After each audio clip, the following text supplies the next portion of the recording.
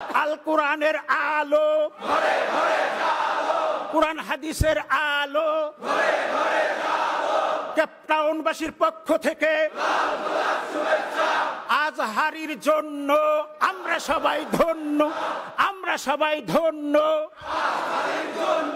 আজহারী সাহেবের আগমন প্রবাসীদের পক্ষ থেকে, কেপটাউনের পক্ষ থেকে নারায়ে তাকবীর, নারায়ে তাকবীর। দিন ইসলাম, দিন ইসলাম, কোরআন হাদিসের আলো।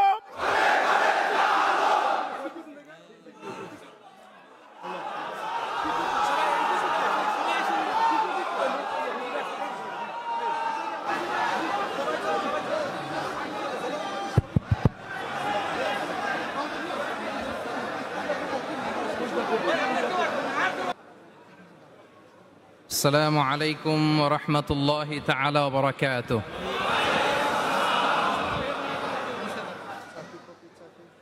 প্রিয় ভাইরা, কেমন আছেন সবাই? আমি ভালো আছি আলহামদুলিল্লাহ। ওয়া আলাইকুম আসসালাম ওয়া রাহমাতুল্লাহ। মাশাআল্লাহ, অনেক ক্রাউড। আমি অনুরোধ করব, আপনারা বসে যাওয়ার চেষ্টা করবেন একটু, কাউকে যেন আমি দাঁড়িয়ে থাকতে না দেখি। হ্যাঁ,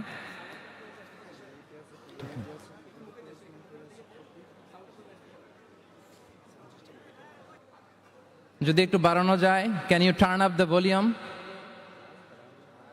the person who is operating the sound system, please just turn up the volume just a little bit, please.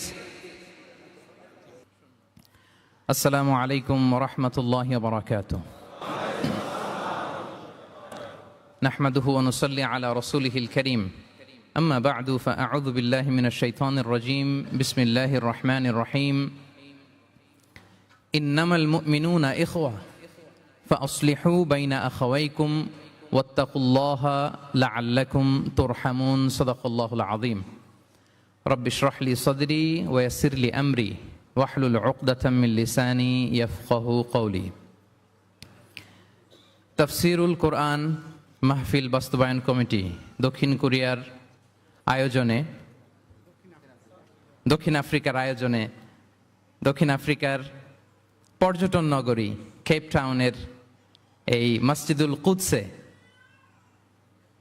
আজকের এই প্রোগ্রামে যারা উপস্থিত হয়েছেন তাদের সবাইকে জানাচ্ছি আন্তরিক শুভেচ্ছা এবং মোবারকবাদ। আহলান ওয়া সাহলান ওয়া মারহাবান বিকুম ফি হাযা আল-লিকা আত-তাইয়্যিব আল-মুবারাক। আমরা শুরুতেই আল্লাহ রাব্বুল ইজ্জা ওয়াল জালালের দরবারে শুকরিয়া জ্ঞাপন করছি, যিনি আমাদেরকে এই পৃথিবীর বুকে জান্নাতের বাগান তথা আল্লাহর ঘর মসজিদে, এই মসজিদুল কুদসে এশার সালাতের পরে কিছু দিনী কথাবার্তা শুনবার জন্য একত্রিত হওয়ার সুযোগ করে দিয়েছেন। আমরা সবাই একসাথে আওয়াজ করে পড়ছি কালিমাতুশ শুকর, আলহামদুলিল্লাহ। সবাই পড়ুন, রব্বানা লাকাল হামদ হামদান কাসীরান তাইয়্যিবান মুবারাকান ফীহি ইয়া রাব্বি লাকাল হামদু কামা ইয়ানবাগি লিজালালি ওয়াজহিকা ওয়া আযীমি সুলতানিকা লাকাল হামদু বিল ঈমান লাকাল হামদু বিল ইসলাম লাকাল হামদু বিল কুরআন। আমরা আল্লাহ রাব্বুল ইজ্জা ওয়াল জালালের দরবারে শুকরিয়া জ্ঞাপনের পরপরই আজকে এই প্রোগ্রামকে যারা বাস্তবায়ন করেছেন, অর্গানাইজার, তাদেরকে আমি অন্তরের অন্তঃস্থল থেকে শুভেচ্ছা এবং মোবারকবাদ জানাতে চাই।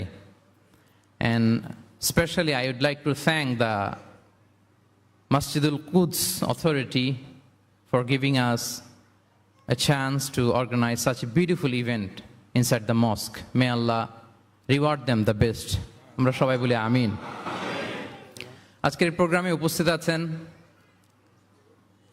দক্ষিণ আফ্রিকা প্রবাসী ব্যবসায়ী বৃন্দ, চাকরিজীবী বৃন্দ, কমিউনিটি লিডার্স,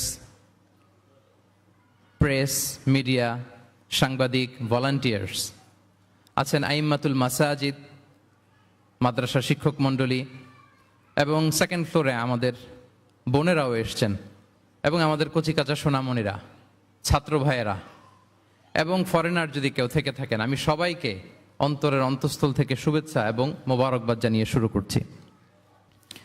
সম্মানিত সুধী, এই সফরটা আমার দক্ষিণ আফ্রিকাতে ব্যক্তিগত সফর ছিল। কোনো প্রোগ্রামে জয়েন করব এরকম কোনো প্ল্যান আমার ছিল না, কিন্তু তারপরে আল্লাহ তাআলার ফয়সালা জোহানেসবার্গে আমি একটি প্রোগ্রামে অংশগ্রহণের সুযোগ আমার হয়েছে এবং কেপ টাউনে আমার দ্বিতীয় প্রোগ্রামে আজকে আপনাদেরকে নিয়ে অংশগ্রহণের সুযোগ আমাদের হয়েছে, আলহামদুলিল্লাহ। এবং এই কেপ টাউনের এই প্রোগ্রামের মধ্য দিয়ে আমার সফর এখানে শেষ হবে। কেপ টাউন দিয়ে আমি আমার সফর শেষ করবো ইনশাআল্লাহ বিইذনিল্লাহ। খুব চমৎকার একটি শহর, খুব চমৎকার অসাধারণ একটি শহর, পাহাড়ে ঘেরা। আমি যতই দেখছি ততই মুগ্ধ হচ্ছি। বিশুদ্ধ নগরী, একেবারে ফ্রেশ এয়ার, মানে এনভায়রনমেন্টাল পলিউশন আমার চোখে পড়েনি। আজকে আবার একটা হেলিকপ্টার রাইড দিলাম, দিয়ে পুরো কেপ টাউনটা উপর থেকেও দেখলাম। তো যতই দেখি ততই মুগ্ধ হই। আল্লাহ শুকরিয়া যে আল্লাহ তাআলা এরকম চমৎকার জায়গায় আপনাদেরকে রেখেছেন, আলহামদুলিল্লাহ। আমরা আল্লাহ তাআলার দরবারে আসলে শুকরিয়া করে শেষ করতে পারবো না। ওয়া ইন তাউদ্দু নি'মাতাল্লাহি লা তুহসুহা, আল্লাহর নেয়ামত যদি আমরা গুনতে শুরু করি, গুনে শেষ করা যাবে প্রিয় ভাইরা? যাবে না। বাংলাদেশে চাকরির বাজার মন্দা, ব্যবসা করতে গেলে অনেক ঝক্কি ঝামেলা, নিরাপত্তা, এটা সেটা অনেক কিছু বিবেচনা করে আমাদেরকে থাকতে হয়। তার বিপরীতে এখানে আল্লাহ তাআলা আপনাদেরকে প্রতিষ্ঠিত করেছেন। অনেকে এই দেশের ন্যাশনালিটি পেয়েছেন, সাউথ আফ্রিকান ন্যাশনালিটি পেয়েছেন। তারপর ব্যবসায় আপনারা ভালো করছেন, রিজিকের 10 ভাগের 9 ভাগ আল্লাহ ঢুকিয়ে দিয়েছেন ব্যবসার ভেতরে, আলহামদুলিল্লাহ। তো দেশে যারা স্ট্রাগল করছে তাদের তুলনায় তো আমরা অনেক ভালো, কি বলেন? আপনাদের কোনো কমপ্লেন নাই তো? সব সময় কি বলবেন? আলহামদুলিল্লাহ বললে আল্লাহ তাআলা নেয়ামত আরো বাড়িয়ে দিবে, বাড়িয়ে দিবে। আমি প্রাণ ভরে আপনাদের জন্য দোয়া করি, আল্লাহ তাআলা আপনাদের রিজিকে বারাকা দান করুক, আল্লাহ তাআলা আপনাদের স্বাস্থ্যে বারাকা দান করুক, আপনাদের কর্ম প্রচেষ্টা, আপনাদের অ্যাক্টিভিটি, আপনাদের এঙ্গেজমেন্ট আল্লাহ তাআলা বারাকা দান করুক। আমাদের প্রিয় মাতৃভূমি বাংলাদেশ খুব সেন্সিটিভ অ্যান্ড ক্রুশাল একটা টাইম পার করছে। আমরা আমাদের প্রিয় মাতৃভূমির জন্য আজকের কেপ টাউনের বাইতুল কুদস মসজিদ থেকে, মসজিদুল কুদস থেকে দোয়া করি, আল্লাহ তাআলা আমার প্রিয় মাতৃভূমি বাংলাদেশকে হেফাজত করুক। যেটাতে আমার দেশের কল্যাণ, যেটাতে আমার দশের কল্যাণ, আল্লাহ তাআলা সেই ফয়সালা করুক। সম্মানিত সুধী, আর কাল বিলম্ব না করে আমি আমার মূল আলোচনায় যাচ্ছি। সাংবাদিক ভাইরা ছাড়া কেউ মোবাইল ব্যবহার করবেন না। যারা জার্নালিস্ট শুধু তারাই মোবাইল ব্যবহার করবেন। পেছনে আমি বলার পরে ওই যে কিছু ভাইরা মোবাইল ধরে ধরে ভিডিও করতেছেন, এটাই লাস্ট অ্যানাউন্সমেন্ট। এই মোবাইল ইস্যু নিয়ে আর কথা বলবো না। মেহেরবানি করে মোবাইল ব্যবহার করবেন না, আর কাউকে করতে দেখলে তাকে স্টপ করাবেন। সম্মানিত সুধী, আমি সূরাত আল হুজরাতের 10 নম্বর আয়াত তেলাওয়াত করেছি, যেখানে আল্লাহ তাআলা আমাদের ভ্রাতৃত্বের গুরুত্ব নিয়ে আলোকপাত করেছেন। আমি মূল আলোচনায় যাচ্ছি এবং আমি সবাইকে রিকোয়েস্ট করব যে নিয়তটাকে খালেস করে একমাত্র আল্লাহ তাআলার সন্তুষ্টির জন্য 1 ঘন্টা আমরা একটু স্যাক্রিফাইস করি। কতভাবে কত জায়গাতে আমাদের সময় চলে যায়। হতে পারে এই 1 ঘন্টার আলোচনা তো কারোর জন্য এটা নাজাতের ওয়াসিলা হয়ে যেতে পারে। জি, আপনারা এখন যেমনি চুপচাপ নীরব, শেষ পর্যন্ত এরকম চুপচাপ নীরব থাকবেন তো? আর বিরক্ত হলে আমাকে বলবেন যে হুজুর আর না, তাহলে আমিও বেঁচে যাই। জি, মাশাআল্লাহ, তাবারাকাল্লাহ। আল্লাহ তাআলা আমাদের আশাকে, বসাকে, এই আয়োজনকে কবুল করুক। আমরা এখানে যেমনি একত্রিত হলাম, আমরা আল্লাহর জান্নাতেও যেন এমনি একত্রিত হতে পারি। আল্লাহ তৌফিক দান করুক। প্রিয় ভাইয়েরা, সূরাতুল হুজরাতের 10 নম্বর আয়াতে আল্লাহ তাআলা বলছেন, ইন্নামাল মুমিনুনা ইখওয়া। আল্লাহ বলেন বিশ্বাসীরা ভাই ভাই, মুমিনরা ভাই ভাই। আমরা মুমিনরা কি? ভাই ভাই। এটা ফিল হয়? হ্যাঁ, এটা ফিল করতে হবে, শুধু মুখে বললে হবে না। আমরা কিন্তু ভাই ভাই, we are brothers, brothers in Islam. ইন্নামাল মুমিনুনা ইখওয়া, বিশ্বাসীরা ভাই ভাই। ফাআসলিহু বাইনা আখাওয়াইকুম। আর এই ভ্রাতৃত্বের মধ্যে যদি কখনো টানাপোড়েন হয়, বোঝাপড়ায় সমস্যা হয়, বিরোধ হয়, তাহলে মিলমিশ করে দিও, তোমরা সেটা আপোষে মীমাংসা করে দিও। আদেশটা কার? আওয়াজ করে বলুন না, আদেশটা কার? বিশ্বাসীরা ভাই ভাই, এই ভ্রাতৃত্বের বন্ধনে যদি কখনো বোঝাপড়ায় ঝামেলা হয়, বিরোধ হয়, বিবাদ হয়, আপোষে মীমাংসা করে দিও, মিলে যেও। আর ওয়াত্তাকুল্লাহ, আল্লাহকে ভয় করো, লাআল্লাকুম তুরহামুন, তাহলে তোমরা অনুগ্রহ প্রাপ্ত হবে। এই আয়াতটাকে ঘিরে কিছু বার্তা আজকে এই ক্যাপটাউনের এই প্রোগ্রামে আমি শেয়ার করবো ইনশাআল্লাহ। তাহলে প্রথম মেসেজ হচ্ছে আমরা ভাই ভাই, উই অল আর ব্রাদার্স। মুমিনরা ভাই ভাই, আওয়াজ করে বলুন, মুমিনরা আমরা ভাই ভাই। পৃথিবীতে ভ্রাতৃত্ব, ব্রাদারহুড, এটা অনেক ধরনের। এক নম্বর ভ্রাতৃত্ব হচ্ছে আল উখুয়া আল ইনসানিয়া, মানবিক দিক থেকে ভাই। যারাই মানুষ তারাই ভাই, কারণ আমাদের আদি পিতার নাম, আদিমাতা Adam and Eve. We came from the very same source, same origin. একটা জায়গা থেকে আসছে। সবার বাপ যদি একজন হয়, সবার মা যদি একজন হয়, তো আমরা সবাই কি? সুবহানাল্লাহ পড়বেন না? তাহলে ভ্রাতৃত্বের একটা রূপ হচ্ছে আল উখুয়া আল ইনসানিয়া, মানবিক দিক থেকে ভাই। সেই হিসেবে হিন্দু আমার ভাই, খ্রিস্টানও আমার ভাই, বৌদ্ধ আমার ভাই, নাস্তিক আস্তিক সবাই আমার ভাই। এটা হলো ভ্রাতৃত্বের একটা ধরন। ভ্রাতৃত্বের আরেকটা ধরন হচ্ছে আল উখুয়া আন নাসাবিয়া, বংশীয় ভাই, বংশের সম্পর্ক বা রক্তের সম্পর্ক। যেমন আমার চাচাতো ভাই, খালাতো ভাই, আরো ক্লোজে গেলে আমার আপন ভাই, মায়ের পেটের ভাই, এক রক্তের ভাই, ঠিক কিনা বলেন? এটা গেল 2 নাম্বার, এটা রক্তের সম্পর্ক। তাহলে একটা হচ্ছে মানবিক দিক থেকে সম্পর্ক ভাইয়ের, সবাই ভাই ভাই। আরেকটা হচ্ছে বংশীয় বা রক্তের সম্পর্ক, আমার সিবলিং, শাকিক, আমার আপন ভাই। 2টা গেল। 3 নাম্বার হচ্ছে আল উখুয়া আদ-দীনিয়া, দ্বীনি ভাই। আর আমরা এটা নিয়েই কথা বলছি, আল উখুয়া আদ-দীনিয়া।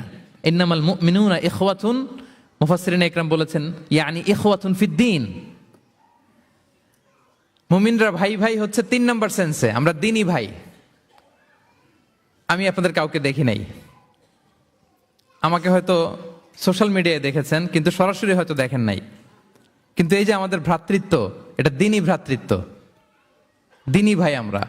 আমরা কি ভাই? এবং ইন্টারেস্টিংলি এই দ্বীনি ভাই বা দ্বীনি ভ্রাতৃত্ব আগের 2টার চেয়েও মজবুত। কখনো কখনো এটা রক্তের সম্পর্ককেও ছাড়িয়ে যায়।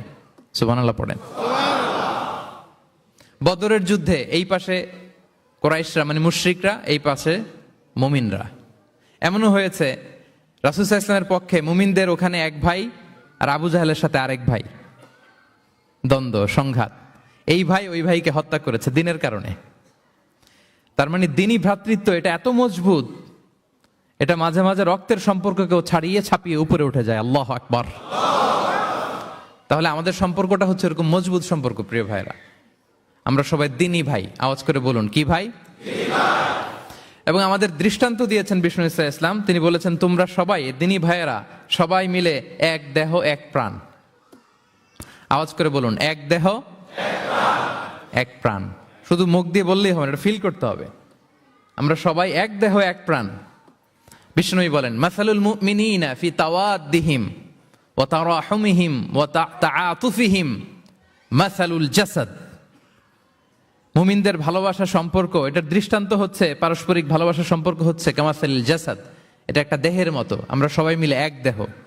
দেহের কোনো অঙ্গ যদি ইনজুর্ড হয়, সারা দেহ যেমনি কষ্ট পায়, বিশ্বের কোথাও আমার কোনো দ্বীনি ভাই যদি কষ্ট পায়, আমাদের প্রত্যেকের হৃদয়ের রক্তক্ষরণ ঘটে। চিল্লায় বলেন ঠিক কিনা? আপনার পা কেটে গেছে, এখন আমরা কি এরকম ভাবি যে পা গেছে তো কি হয়েছে, পাই না, কষ্ট পাবে, সারা দেহ তো ওকে। ব্যাপারটা কেমন? দেখবেন পা কেটে গেলে রাতে ঘুম আসে না, ওইটার ব্যথায় জ্বর চলে আসে, এরকম আছে না নাই? এই জন্য বিষ্ণু ইসলাম বলেছেন মাসালুল জাসাদ, একটা দেহ, দেহের এক অঙ্গ ইনজুর্ড হলে যেমনি সারা দেহ কষ্ট পায়, পুরো দেহটা রাত জেগে থাকে, জ্বর এসে যায়, তেমনি গোটা বিশ্বের কোনো প্রান্তে, কোনো জনপদে, কোনো এলাকায় কোনো মুসলিম ভাইয়ের যদি কষ্ট হয়, সেটা আমাদের হৃদয়ে যেয়ে লাগে। ঠিক কিনা বলেন? ফিলিস্তিনের ভাইয়েরা যদি কাঁদে, আমাদের ভালো লাগে? কাশ্মীরের ভাইরা যখন গৃহহীন হয়, আমরা এটা সহ্য করতে পারি? মিয়ানমারে আমার মুসলিম ভাইরা যখন নির্যাতিত হয়, আমরা কি এটা মেনে নেই? কারণ এক দেহ এক প্রাণ। আওয়াজ করে বলুন, এক দেহ এক প্রাণ। এক দেহ, এটা মনে রাখতে হবে, আমরা এক দেহ এক প্রাণ। এবং বিষ্ণু ঈসা ইসলাম বলেছেন যে আমাদের সম্পর্কটা হচ্ছে রোহামা উবাইনাহুম। এই যে এত বলার পর এরপরও ভিডিও করে মোবাইল দিয়ে, ভলান্টিয়াররা স্টপ করে দিবেন। এবং বিষ্ণু ঈসা ইসলাম এটাকে এত গুরুত্ব দিয়েছেন, আমরা যে কোরআনের দিকে তাকাই, আল্লাহ তাআলা বলেছেন আমাদের সম্পর্কটা হচ্ছে রোহামা উবাইনাহুম। রোহামা, একে অপরের প্রতি আমরা সফট হার্টেড, রহম দিল, একে অপরের প্রতি সফট হার্টেড। কোরআনের অন্য জায়গায় এসেছে বুনিয়ানুম মারসুস, সীসা ঢালা প্রাচীরের মতো আমাদের সম্পর্ক। সুবহানাল্লাহ পড়বেন না? কখনো কখনো হাদিসে এসেছে এক ভাই হচ্ছে আরেক ভাইয়ের মিরআতুল মুমিন, এক মুমিনের জন্য আরেক মুমিন হচ্ছে আয়না। আয়নার সামনে দাঁড়ালে দেখা যায় যে আমার এখানে একটা দাগ, তারপর আয়নার সামনে দাঁড়ালে আমাকে ঠিক করে নেওয়া যায়, গুছিয়ে নেওয়া যায়। তার মানে আমার সমস্যা, আমার ভুল, আমার খুঁত, আমার স্পট, এটা আয়না বলে দেয়। মুমিনরাও এরকম, এক ভাই আরেক ভাইকে সংশোধন করে দেয়। সুবহানাল্লাহ পড়েন। এবং কোরআন কখনো কখনো আমাদেরকে বলেছে যে ওয়াইফিরুনা আলা আনফুসিহিম ওয়ালাউ কানা বিহিম খাসাসা, ভ্রাতৃত্বের সম্পর্কটা এমন হবে যে নিজের প্রয়োজনের চেয়েও মুমিন ভাই তার অন্য ভাইয়ের প্রয়োজনকে গুরুত্ব দিবে। পড়েন সুবহানাল্লাহ। আমার প্রয়োজন, তারপর আমি না নিয়ে আমার ভাইকে দিব। এরকম নিদর্শন আমাদের মধ্যে আছে না নাই?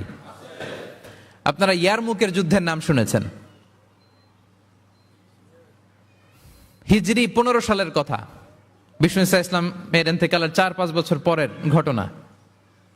ওমরে ফারুক রাদিয়াল্লাহু তাআলা আনহু, উনি হচ্ছেন তখন আমাদের খলিফা, the second caliph of Islam, আমিরুল মুমিনিন, খলিফাতুল মুসলিমিন। তো ইয়ারমুকের যুদ্ধে আল্লাহ তাআলা আমাদেরকে বিজয় দান করেছিলেন।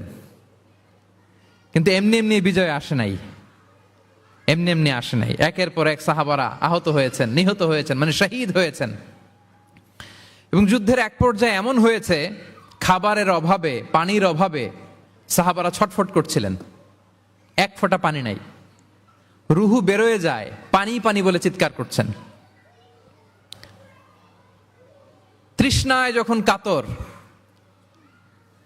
ওই সাহাবীর কাছে পানি নিয়ে আসা হলো, মশক দিয়ে পানি নিয়ে আসা হলো, সামান্য কিছু পানি, যে নেন। তো উনি যখন পানি খাবেন, দেখতে পেলেন যে পাশে আরেক ভাই চিৎকার করে পানি পানি, এক ফোঁটা পানি দাও, চিৎকার করছে। ওই সাহাবী বলতেছেন আমার দরকার নেই, আমার ভাইকে নিয়ে আগে দাও, আমি পরে খাবো। আল্লাহ। ওই দ্বিতীয় সাহাবীর কাছে যাওয়া হলো এই মশক নিয়ে, যে আপনি একটু পানি খেয়ে তার হৃদয়টাকে শান্ত করেন, ঠান্ডা করেন। তিনি যখন পানি মুখে নিতে যাবেন, পাশে আরেক ভাই চিৎকার করছে পানি পানি, এক ফোঁটা পানি দাও। ওই সাহাবী বললেন আমাকে না, আমার ভাইকে দাও, আমার আগে আমার ভাইকে দাও। ওই সাহাবার কাছে নিয়ে যাওয়া হলো যে আপনি আগে খান। ওই সাহাবীর কাছে পানির মশক নিয়ে যেতে যেতেই উনি শহীদ হয়ে গেলেন। আবার মশক নিয়ে দ্বিতীয় সাহাবীর কাছে আসতে না আসতে দ্বিতীয় সাহাবীও শহীদ হয়ে গেলেন। প্রথম যিনি চিৎকার করছিলেন তার কাছে আবার মশক নিয়ে যেতে না যেতে তিনিও শহীদ হয়ে গেলেন। সুবহানাল্লাহ পড়বেন না? ওয়ায়ুসিরুনা আলা আনফুসিহিম ওয়ালাউ কানা বিহিম খাসাসা, নিজেদের প্রয়োজন থাকা সত্ত্বেও মুমিনরা তার অন্য ভাইয়ের প্রয়োজনকে প্রাধান্য দেয়। আল্লাহু আকবার। এই হচ্ছে আমাদের ভ্রাতৃত্বের দৃষ্টান্ত। তাহলে প্রথম মেসেজ হচ্ছে মুমিনরা ভাই ভাই, মুমিনরা। আর আমাদের দৃষ্টান্ত হচ্ছে এক দেহ এক প্রাণ। আওয়াজ করে, এক দেহ এক প্রাণ। আর আমরা যদি কখনো বিবাদে জড়াই, আমরা এটাকে সংশোধন করে দেব, আপোষে মিলমিশ করে দেব। কি বলেন? নাকি আরো লাগাই দিবেন? ঝগড়া লাগছে, আর একটু লাগাই দেই। হ্যাঁ, আচ্ছা বলেন তো, আগুন লাগলে আপনারা কি দিয়ে নিভান?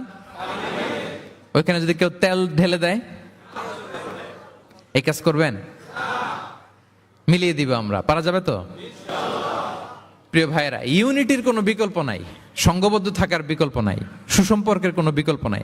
আজকে যদি আপনি সমাজের দিকে তাকান, দেখবেন আমাদের সম্পর্কগুলো নষ্ট হয়ে যাচ্ছে পারস্পরিক। বাবার সাথে ছেলের সম্পর্ক ভালো না, বৌমার সাথে শাশুড়ির সম্পর্ক ভালো না, ভাইয়ের সাথে ভাইয়ের সম্পর্ক ভালো না, মামাকে দেখলে ভাগিনা সালাম দেয় না, আছে না নাই? চাচার সাথে ভাতিজার সম্পর্ক ভালো না, স্ত্রীর সাথে স্বামীর সম্পর্ক ভালো না। কত রিপোর্ট যে আমাদের কাছে আসে। নেতার সাথে কর্মীর সম্পর্ক ভালো না, এরকম আছে না নাই? তাহলে আমাদের মধ্যে সম্পর্কের টানা পড়েন গ্যাপ, এটা আছে না নাই বলেন? এই সম্পর্কের টানাপোড়েনের জন্য আমরাই দায়ী। এর কারণ হচ্ছে আমরা সম্পর্কগুলোর যত্ন নেই না। আপনি যদি একটা গাছ লাগান, লাগিয়ে যদি রেখে দেন, এটা বাঁচবে? এটা কি করতে হয়? পরিচর্যা করতে হয়, যত্ন নিতে হয়, সার দিতে হয়, পানি দিতে হয়, নিড়ানি দিতে হয়, আগাছা পরিষ্কার করতে হয়। তার মানে গাছ লাগালে এটার যত্ন নিতে হয়।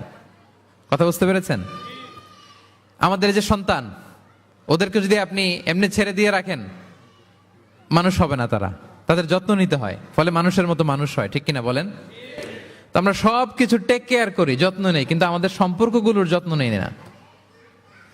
এজন্য পারস্পরিক সম্পর্কগুলোর যত্ন নিতে হবে আমার ক্যাপটাউনের ভাইয়েরা, যাতে সম্পর্কগুলো নষ্ট না হয়। কি বলেন? যত্ন নিবেন? যত্ন নিবেন? হ্যাঁ। এখন আজকে আমি এই ড্যামেজ রিলেশনশিপ কিভাবে জোড়া লাগাবেন, সম্পর্কের কিভাবে এটা ফিক্স করবেন, সম্পর্ককে কিভাবে টিকিয়ে রাখবেন, যত্ন নিবেন, এটার কিছু ইসলামিক ফর্মুলা আপনাদের সাথে শেয়ার করবেন ইনশাআল্লাহ। সবাই বলুন ইনশাআল্লাহ। কিভাবে আমাদের মধ্যে আন্তরিকতা বাড়বে, ঘনিষ্ঠতা বাড়বে, হৃদ্যতা বাড়বে, এটার ইসলামিক ফর্মুলা 10টা ফর্মুলা শেয়ার করবেন ইনশাআল্লাহ। জানতে মনে চায়? আচ্ছা, ইনশাআল্লাহ।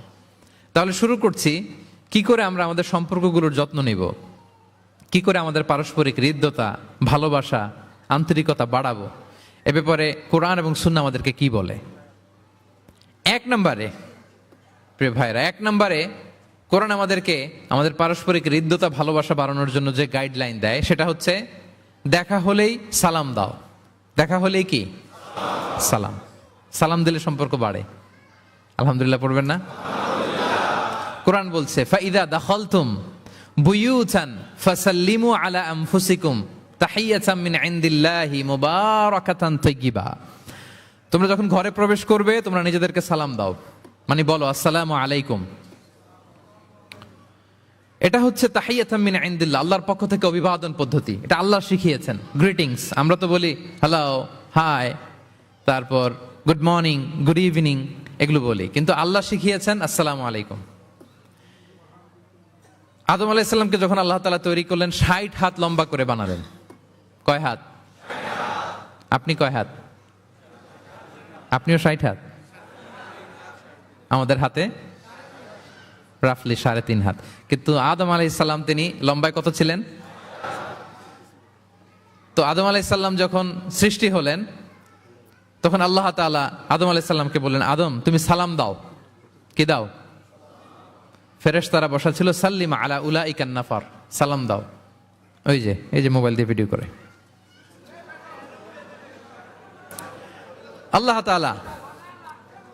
তাআলা আদম আলাইহিস সালামকে বললেন সালাম দাও। আওয়াজ করে বলুন, কি দাও? হে আদম তুমি বলো আসসালামু আলাইকুম। আদম আলাইহিস সালাম বললেন আসসালামু আলাইকুম। তা আল্লাহ বললেন এটা তোমার এবং তোমার পরবর্তী পৃথিবীতে যারা আসবে তোমাদের অভিবাদন পদ্ধতি, গ্রিটিং, স্যালুটেশনস দেয়ার সিস্টেম। কেন বললেন? কারণ শয়তান অহংকারের কারণে বিতাড়িত হয়েছে। আল্লাহ চান যে আদম আলাইহিস সালাম যেন বিতাড়িত না হন। বিষ্ণু বলেন আল বাদিউ বিস সালামি বারিউম মিনাল কিবর, যে আগে আগে সালাম দেয় তার হৃদয় থেকে অহংকার টেনে ছেড়ে ফেলে দেয় কে? আগে সালাম দিবেন, আপনার হৃদয় অহংকার মুক্ত হয়ে যাবে।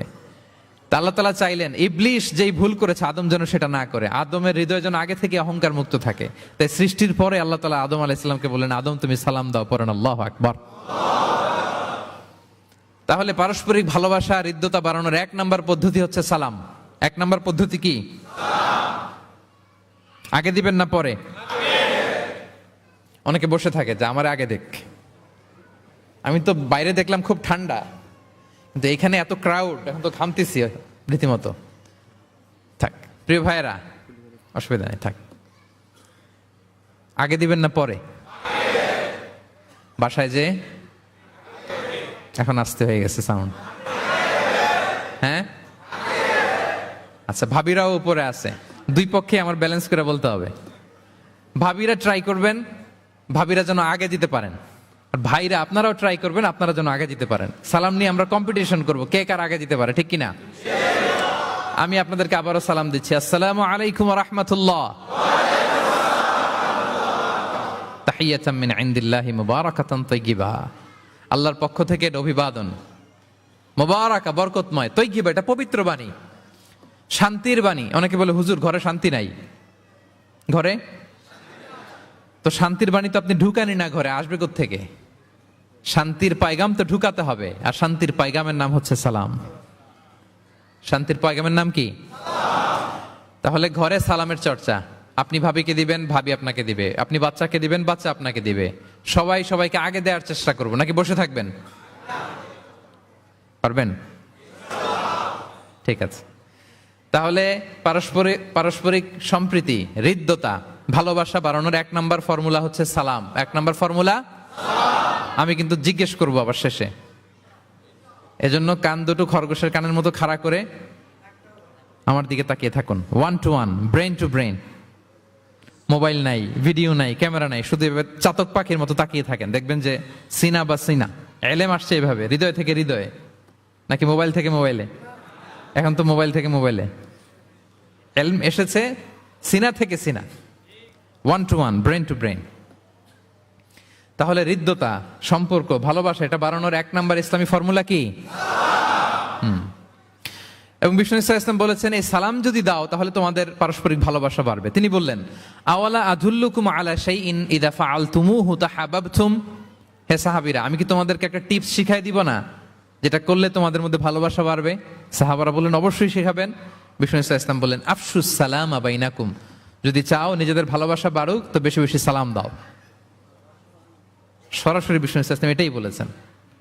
নিজেদের মধ্যে ভালোবাসা বাড়াতে চাইলে কি দিবা? সালাম দিবা। তাহলে 1 নম্বর ফর্মুলা আমরা জেনে গেলাম। আমাদের হৃদ্যতা, ভালোবাসা এটা বাড়াতে চাইলে আমরা সালাম দিব। অনেক দিন ধরে কথা বলেন না, ভুল করছেন, আপনি সালাম দিবেন, আপনি শুরু করবেন। অনেকে বলে আমি করব কেন, ভুল তো সে করছে, দোষ তো ওর, আমি কথা কমু কেন? এরকম অভিমান আছে না?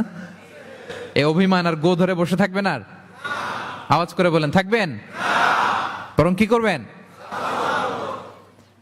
তাহলে গেল ভালোবাসা, হৃদ্যতা, সম্পর্ক ভালো করার প্রথম পদ্ধতি হচ্ছে সালাম। আমরা সালাম দিব পরস্পরকে।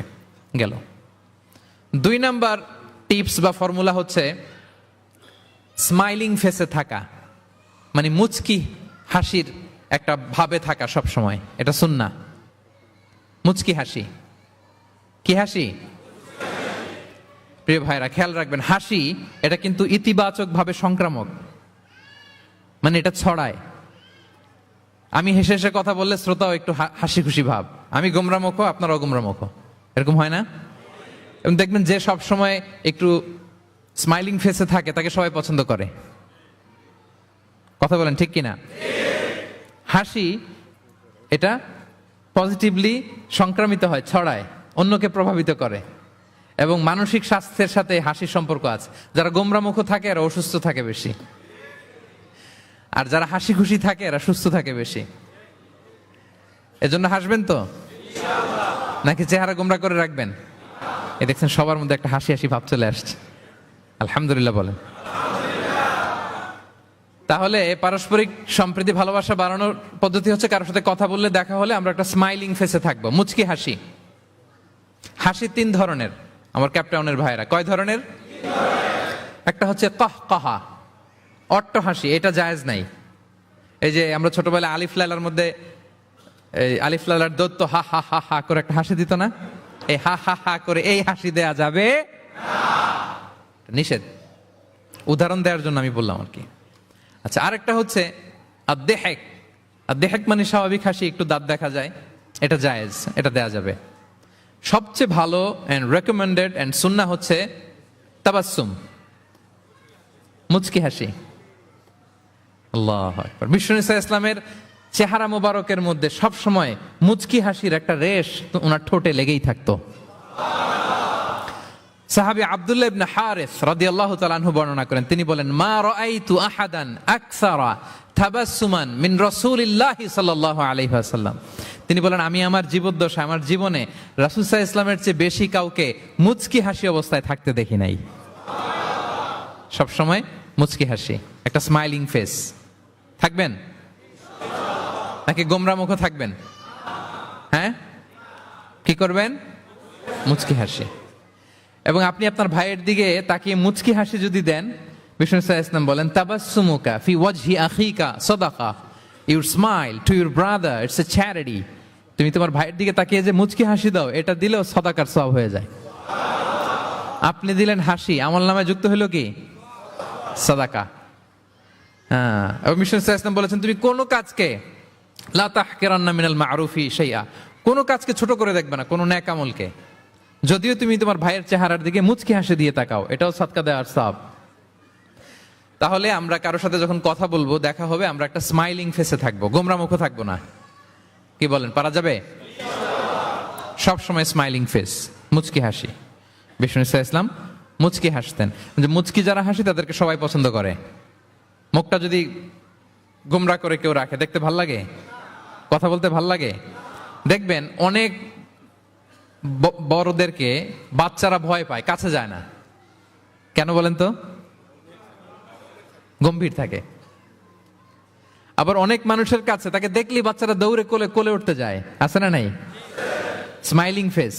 এই যে আমাদের শেখ মঈনুদ্দিন আজকে আমার সাথে একটা সফরে ছিল, দেখি যেই বাচ্চাকেই দেখে বলে come on come on, give me hug, give me hug. তো এই মানুষকে বাচ্চারা ভালো না বেসে পারবে? সুবহানাল্লাহ, এরকম হইতে হবে। বিষ্ণু সাল্লাল্লাহু আলাইহি ওয়াসাল্লামকে বাচ্চারা দেখলে খুব খুশি হতো, কোলে বসতে চাইতো। এক বাচ্চা তো কোলে বসে পেশাবি করে দিছে। সুবহানাল্লাহ পড়বেন না? বিষ্ণু সাল্লাল্লাহু আলাইহি ওয়াসাল্লাম নাতনিদেরকে কোলে নিয়ে নফল নামাজ পড়তেন। উমামা বিনতে যায়েদ, উমামা বিনতে যায়নাব, বিষ্ণু সাল্লাল্লাহু আলাইহি ওয়াসাল্লামের কন্যা যায়নাবের মেয়ে, মানে বিষ্ণু সাল্লাল্লাহু আলাইহি ওয়াসাল্লামের নাতনি উমামাকে নিয়ে বিষ্ণু সাল্লাল্লাহু আলাইহি ওয়াসাল্লাম একবার নফল নামাজ করেছেন। কান্না করে, কান্না থামাই না, নানা ভাইয়ের কোলে থাকবে, তো উনি কোলে রেখেই আল্লাহু আকবার। রুকু দেওয়ার সময় পাশে রেখে রুকু সেজদা, ওঠার সময় আবার কাঁদতেছে, তো আবার কোলে নিয়ে আবার কেরাত। সুবহানাল্লাহ। তো আমরা সবাই স্মাইলিং ফেসে থাকবো আজকে থেকে, ক্যাপটাউনের ভাইয়েরা। একসাথে আওয়াজ করে বলুন ইনশাআল্লাহ। হৃদ্যতা, ভালোবাসা বাড়ানোর টিপস কয়টা বললাম? 1 নম্বরে সালাম, 2 নম্বরে মুচকি হাসি। দেখছেন সবাই মুচকি হাসি দিয়ে আস। আচ্ছা, 3 নাম্বার হচ্ছে কাউকে ওয়েলকাম করা। কেউ যদি আপনার সাথে দেখা করতে আসে, তাকে ওয়েলকাম করা, আহলান ওয়া সাহলান বলা। হ্যাঁ, একজন আসছে আপনার বাড়িতে মেহমান, আপনি কথাই বলেন না, কথা নাই, সালাম নাই, কিছু নাই, যে চা দিতেছেন, ওনার ঠেকা পড়ছে চা খাবে না, আর জায়গা নেই ওনার চা খাওয়ার দুনিয়াতে।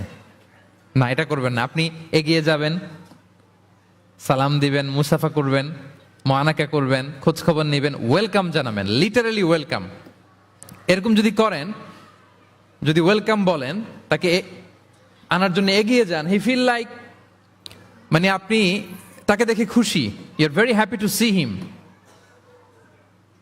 and you love his presence here.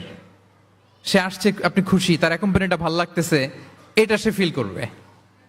এজন্য কেউ আসলে, আপনার ওয়ার্ক প্লেসে যদি আসে, আপনার বাসায় যদি আসে, আপনার সাথে দেখা করতে যদি আসে, আপনি এগিয়ে তাকে সালাম দিয়ে ওয়েলকাম করবেন। কি করবেন? পারা যাবে? বিষ্ণু সাল্লাল্লাহু আলাইহি ওয়াসাল্লাম লিটারালি এই ওয়েলকাম শব্দটা ব্যবহার করতেন। এজন্য আমি চুজ করেছি, পিক করেছি ওয়েলকাম। তিনি বলতেন মারহাবান। মারহাবান আরবিতে কি বলতেন? মারহাবান। আমরা যে বলি বাংলায় আহলান ওয়া সাহলান ওয়া মারহাবান, এই বিষ্ণু সাল্লাল্লাহু আলাইহি ওয়াসাল্লাম লিটারালি মারহাবান শব্দটা ব্যবহার করতেন। এগুলোকে কার্টিসি বলে। এগুলোকে কি বলে? Social manner, কার্টিসি। দেখেন বিষ্ণু সাল্লাল্লাহু আলাইহি ওয়াসাল্লাম আমাদেরকে কিভাবে কার্টিসি শেখায়, কিভাবে সোশ্যাল ম্যানার শেখায় আমাদেরকে। বিষ্ণু সাল্লাল্লাহু আলাইহি ওয়াসাল্লাম সরাসরি মারহাবান বলতেন, স্বাগতম জানাতেন, যাতে করে ওই লোকটা ভালো ফিল করে, সে বোঝে যে তাকে দেখে আপনি হ্যাপি। বলেন তো, রাসূল সাল্লাল্লাহু আলাইহি ওয়াসাল্লামের সময়কালে ইসলামের সবচেয়ে বড় শত্রু কে ছিল? আবু জাহেল। তার ছেলের নাম কি কেউ বলতে পারেন? ইকরামা। ইকরামা অনেক যুদ্ধে মুসলমানদের বিরুদ্ধে ছিল, মক্কা বিজয় পর্যন্ত ইসলাম ধর্ম গ্রহণ করে নাই, অনেক সাহাবাকে হত্যা করেছে। রাসূল সাল্লাল্লাহু আলাইহি ওয়াসাল্লাম যখন মক্কা বিজয় করলেন, সে ভাবলো এবার তো আমার খবর আছে। সে পালালো, পালাতে পালাতে ইয়ামান চলে গেছে। তখন এক মহিলা সাহাবী রাসূল সাল্লাল্লাহু আলাইহি ওয়াসাল্লামকে বললেন, ইয়া রাসূলুল্লাহ, আপনি যদি আমাকে অনুমতি দেন, আমি ইকরামাকে খুঁজে বের করব, আপনার কাছে নিয়ে আসবো। রাসূল সাল্লাল্লাহু আলাইহি ওয়াসাল্লাম বললেন, যাও, ইকরামাকে আমি আমান দিলাম, সিকিউরিটি দিলাম। এই মহিলা সাহাবী যে খুঁজে নিয়ে আসলো, ইকরামাকে কনভিন্স করলো। ইকরামা লজ্জিত হয়ে বিষ্ণু ইসা ইসলামের কাছে আসলো। কত বড় শত্রু! বিষ্ণু ইসা ইসলামের অনেক আত্মীয়কে হত্যা করেছে, সাহাবাদেরকে শহীদ করে দিয়েছে, আবু জাহেলের সন্তান। তো সে যখন লজ্জিত হয়ে উঠে চড়ে বিষ্ণু ইসা ইসলামের কাছে আসলো, বিষ্ণু ইসা ইসলাম তাকে দেখে প্রথম যে কথাটা বললেন সেটা হচ্ছে মারহাবান বির রাকিবিল মুহাজির। মারহাবান বির রাকিবিল মুহাজির মানে welcome to the riding migrant. সুবহানাল্লাহ। মানে হে ঘোর সাওয়ার মাইগ্রেন্ট হিজরতকারী ইকরামা, তোমাকে ইসলামে সুস্বাগতম। লিটারালি এই শব্দটা ব্যবহার করেছেন, মারহাবান। তাহলে বলেন তো, সে আশ্বস্ত হয়েছে না? শত্রু যদি আমান দেয়, এই দেশে ওই দেশ যুদ্ধ, ওই দেশ যদি বলে তোমার আমি মারবো না, আসো আমার এলাকায়, আমি যদি ঢুকি আমার একটা ভয় থাকবে না? বিদ্রোহ তো করতে পারে, কি বলেন? বিষ্ণু ইসা ইসলাম দেখা মাত্রই বললেন মারহাবান বির রাকিবিল মুহাজির, welcome to the riding migrant. সুবহানাল্লাহ। ওইখানেই দাঁড়িয়ে ইকরামা পড়ল আশহাদু আল্লা ইলাহা ইল্লাল্লাহ ওয়া আশহাদু আন্না মুহাম্মাদুর রাসূলুল্লাহ। শাহাদা পড়ে মুসলমান হয়ে গেল। তাহলে কারোর সাথে দেখা হলে তাকে ওয়েলকাম করতে হবে। আপনার মনে হতে পারে বিশেষ কারণে তাকে মারহাবান বলছে, এমনি হয়তো বিষ্ণু ইসা ইসলাম বলতো না ঘরে বাইরে। না, ইভেন ঘরে কাছের মানুষদেরকেও তিনি মারহাবা বলতেন। ইভেন ওনার মেয়ে ফাতেমা রাদিয়াল্লাহু তাআলা আনহা, নিজের মেয়ে, এর মারহাবা বলা দরকার আছে? এই ফাতেমা আসলেও বলতো মারহাবা। সুবহানাল্লাহ নাই? আম্মা জান আয়েশা রাদিয়াল্লাহু তাআলা আনহা বর্ণনা করেন যে একবার আমাদের বাসায় ফাতেমা আসলো, নবীর মেয়ে। আর ফাতেমার হাঁটাটা ছিল নবীর হাঁটার মতো। আমি হাদিস বলে আবার বাংলা বেশি বললে সময় লেগে যাবে। ফাতেমার হাঁটা ছিল নবীর হাঁটার মতো। ফাতেমা যখন আসলো, ফাতেমাকে দেখেই বিষ্ণু ইসা ইসলাম বললেন মারহাবান বিবনাতি, মারহাবান বিবনাতি, ওয়েলকাম টু মাই ডটার। হে আমার কন্যা ফাতেমা, তোমাকে ওয়েলকাম। আপনি আপনার মেয়েকে দেখে বলছেন কখনো? আপনার ছেলেকে বলেন, আপনার ওয়াইফকে বলেন মারহাবান, ওয়েলকাম, স্বাগতম? এমন হয় না যে আপনি রয়ে গেছেন কেপটাউনে, ভাবি বেড়াতে গেছে দেশে 2 মাসের জন্য, এরপর ভাবি আসলো, আপনি এয়ারপোর্টে ফুল নিয়ে দাঁড়িয়ে রইলেন, দেখা মাত্র কি বলবেন? Welcome to Cape Town. কি পারবেন না? ভাবিরা কিন্তু উপরতলায় বড্ড খুশি হয়ে যাচ্ছে, বলবেন। আবার ভাবিরাও অনেকদিন পরে আপনার হাজবেন্ডকে যখন পাবেন, আসবে, বলবেন ওয়েলকাম, তোমাকে সুস্বাগতম। পারা যাবে? রাসূল সাল্লাল্লাহু আলাইহি ওয়াসাল্লামের চাচাতো বোন নাম উম্মে হানি, আবু তালেবের কন্যা। বিদায় মক্কা বিজয়ের সময় রাসূল সাল্লাল্লাহু আলাইহি ওয়াসাল্লাম মক্কায় গোসল করতেছিলেন এক বাসায়। ফাতেমা রাদিয়াল্লাহু তাআলা আনহা একটা পর্দা টেনে দিলেন, উনি পানি ঢালতেছেন, গোসল করেন। হঠাৎ কে যেন ঘরে ঢুকলো। বিষ্ণু সাল্লাল্লাহু আলাইহি ওয়াসাল্লাম বললেন কে? ওনার কাজিন চাচাতো বোন উম্মে হানি বললেন আমি উম্মে হানি। বিষ্ণু সাল্লাল্লাহু আলাইহি ওয়াসাল্লাম পর্দার এপাশ থেকে গোসল করতেছে, উনি বলতেছেন মারহাবান বি Umme Hani, welcome, welcome Umme Hani to my house. আল্লাহু আকবার। এবং ফরেন যত ডেলিগেশন আসতো, বিদেশি প্রতিনিধি, তাদের প্রত্যেককে বিষ্ণু সাল্লাল্লাহু আলাইহি ওয়াসাল্লাম বলতেন মারহাবান বিল কওম ও মারহাবান বিল ওয়াফদি গায়রা খাজায়া ওয়ালা নাদামা। যত ডেলিগেশন আসতো এদেরকে বলতেন welcome, welcome to Medina city, আসেন, ওয়েলকাম। তাহলে প্রিয় ভাইরা, আমাদের পারস্পরিক সম্পর্ক, হৃদ্যতা, ভালোবাসা বাড়ানোর 3 নম্বর ফর্মুলা হচ্ছে কেউ আমার বাসায় আসলে, কেউ আমার অফিসে আসলে, কেউ আমার সাথে দেখা করতে আসলে আমি তাকে ওয়েলকাম করব। কি করব? মনে থাকবে তো? কয়টা গেল? 1 নাম্বার কি ছিল?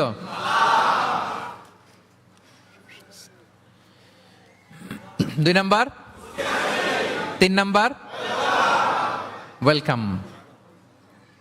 আচ্ছা, আপনাদের কষ্ট হচ্ছে? 4 নাম্বার হচ্ছে ভালোবাসা হৃদ্যতা বাড়ানোর 4 নাম্বার পদ্ধতি হচ্ছে কারো কোনো ভালো গুণ দেখলে ওটা এপ্রিসিয়েট করা। যদি আমার বিপক্ষ দলের কেউ ভালো কিছু করে, আমরা ওইটাও বলতে চাই না, এরকম আছে না নাই? কারণ আমার দল করে না, তো বলতে চায় না, তাই না? কেন বলে না? আমার দল করে না। এদেরকে বলে দলান্ধ। ভালো একটা কাজ করছে, আমার মতের না, মতান্ধ, এটা এপ্রিসিয়েট করে না। এটা ভুল, এটা আপনি সুন্নাহ ব্রেক করছেন।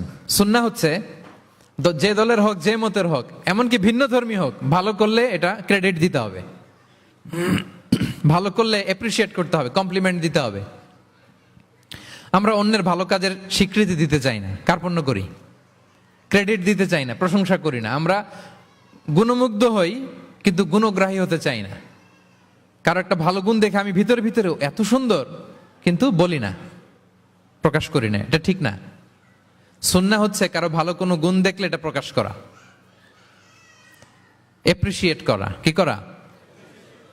এপ্রিসিয়েট করা। কারো ভালো গুণ দেখলে এপ্রিসিয়েট করবেন যাতে সে উৎসাহিত হয়। বিষ্ণু ইসলাম করতেন। বিষ্ণু ইসলাম একবার এক হাদিসে 7 জন সাহাবীর 7টা গুণের কথা বলেছেন, মানে তাদেরকে এপ্রিসিয়েট করেছেন। এক হাদিসে 7 জন। কয়জন? তিনি বলেন আরহামু উম্মতি বি উম্মতি আবু বকর। আবু বকরের সামনে বলতেছে, আমার এই উম্মতের মধ্যে সবচাইতে সফট হার্টেড পারসন হচ্ছে আবু বকর। নরম দিল, নরম দিল। কি দিল?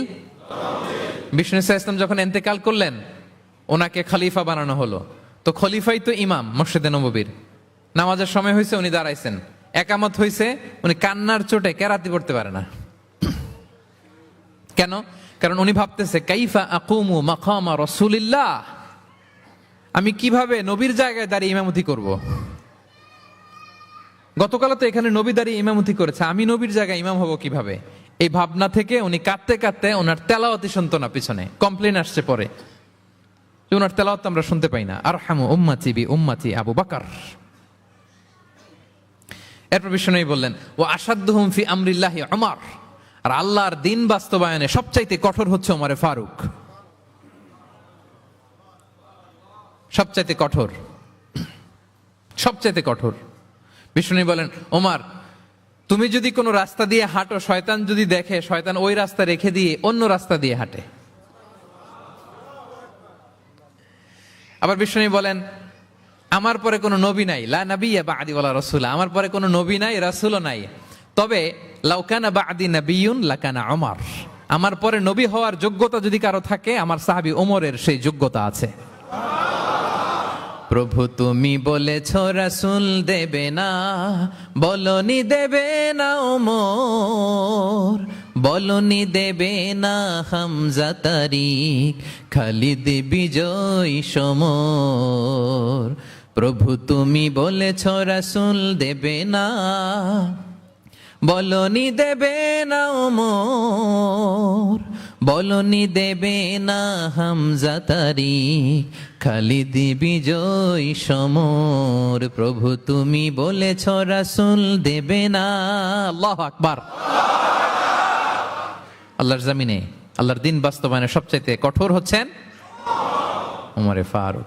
মুনাফিকরা থরথর করে কাঁপতো ওনার ভয়ে। আমাদের দেশে বাচ্চারা যদি না খায়, রাতের বেলা বাচ্চারা খেতে চায় না, তো মায়েরা ভয় দেখায় খাও, এই খাও, নাহলে কিন্তু বিড়াল আসবে। কুকুর বললে খুব, আমার ছোট মেয়েটাও ভয় পায়, কুকুরের আওয়াজ শুনলে ভয় পায়।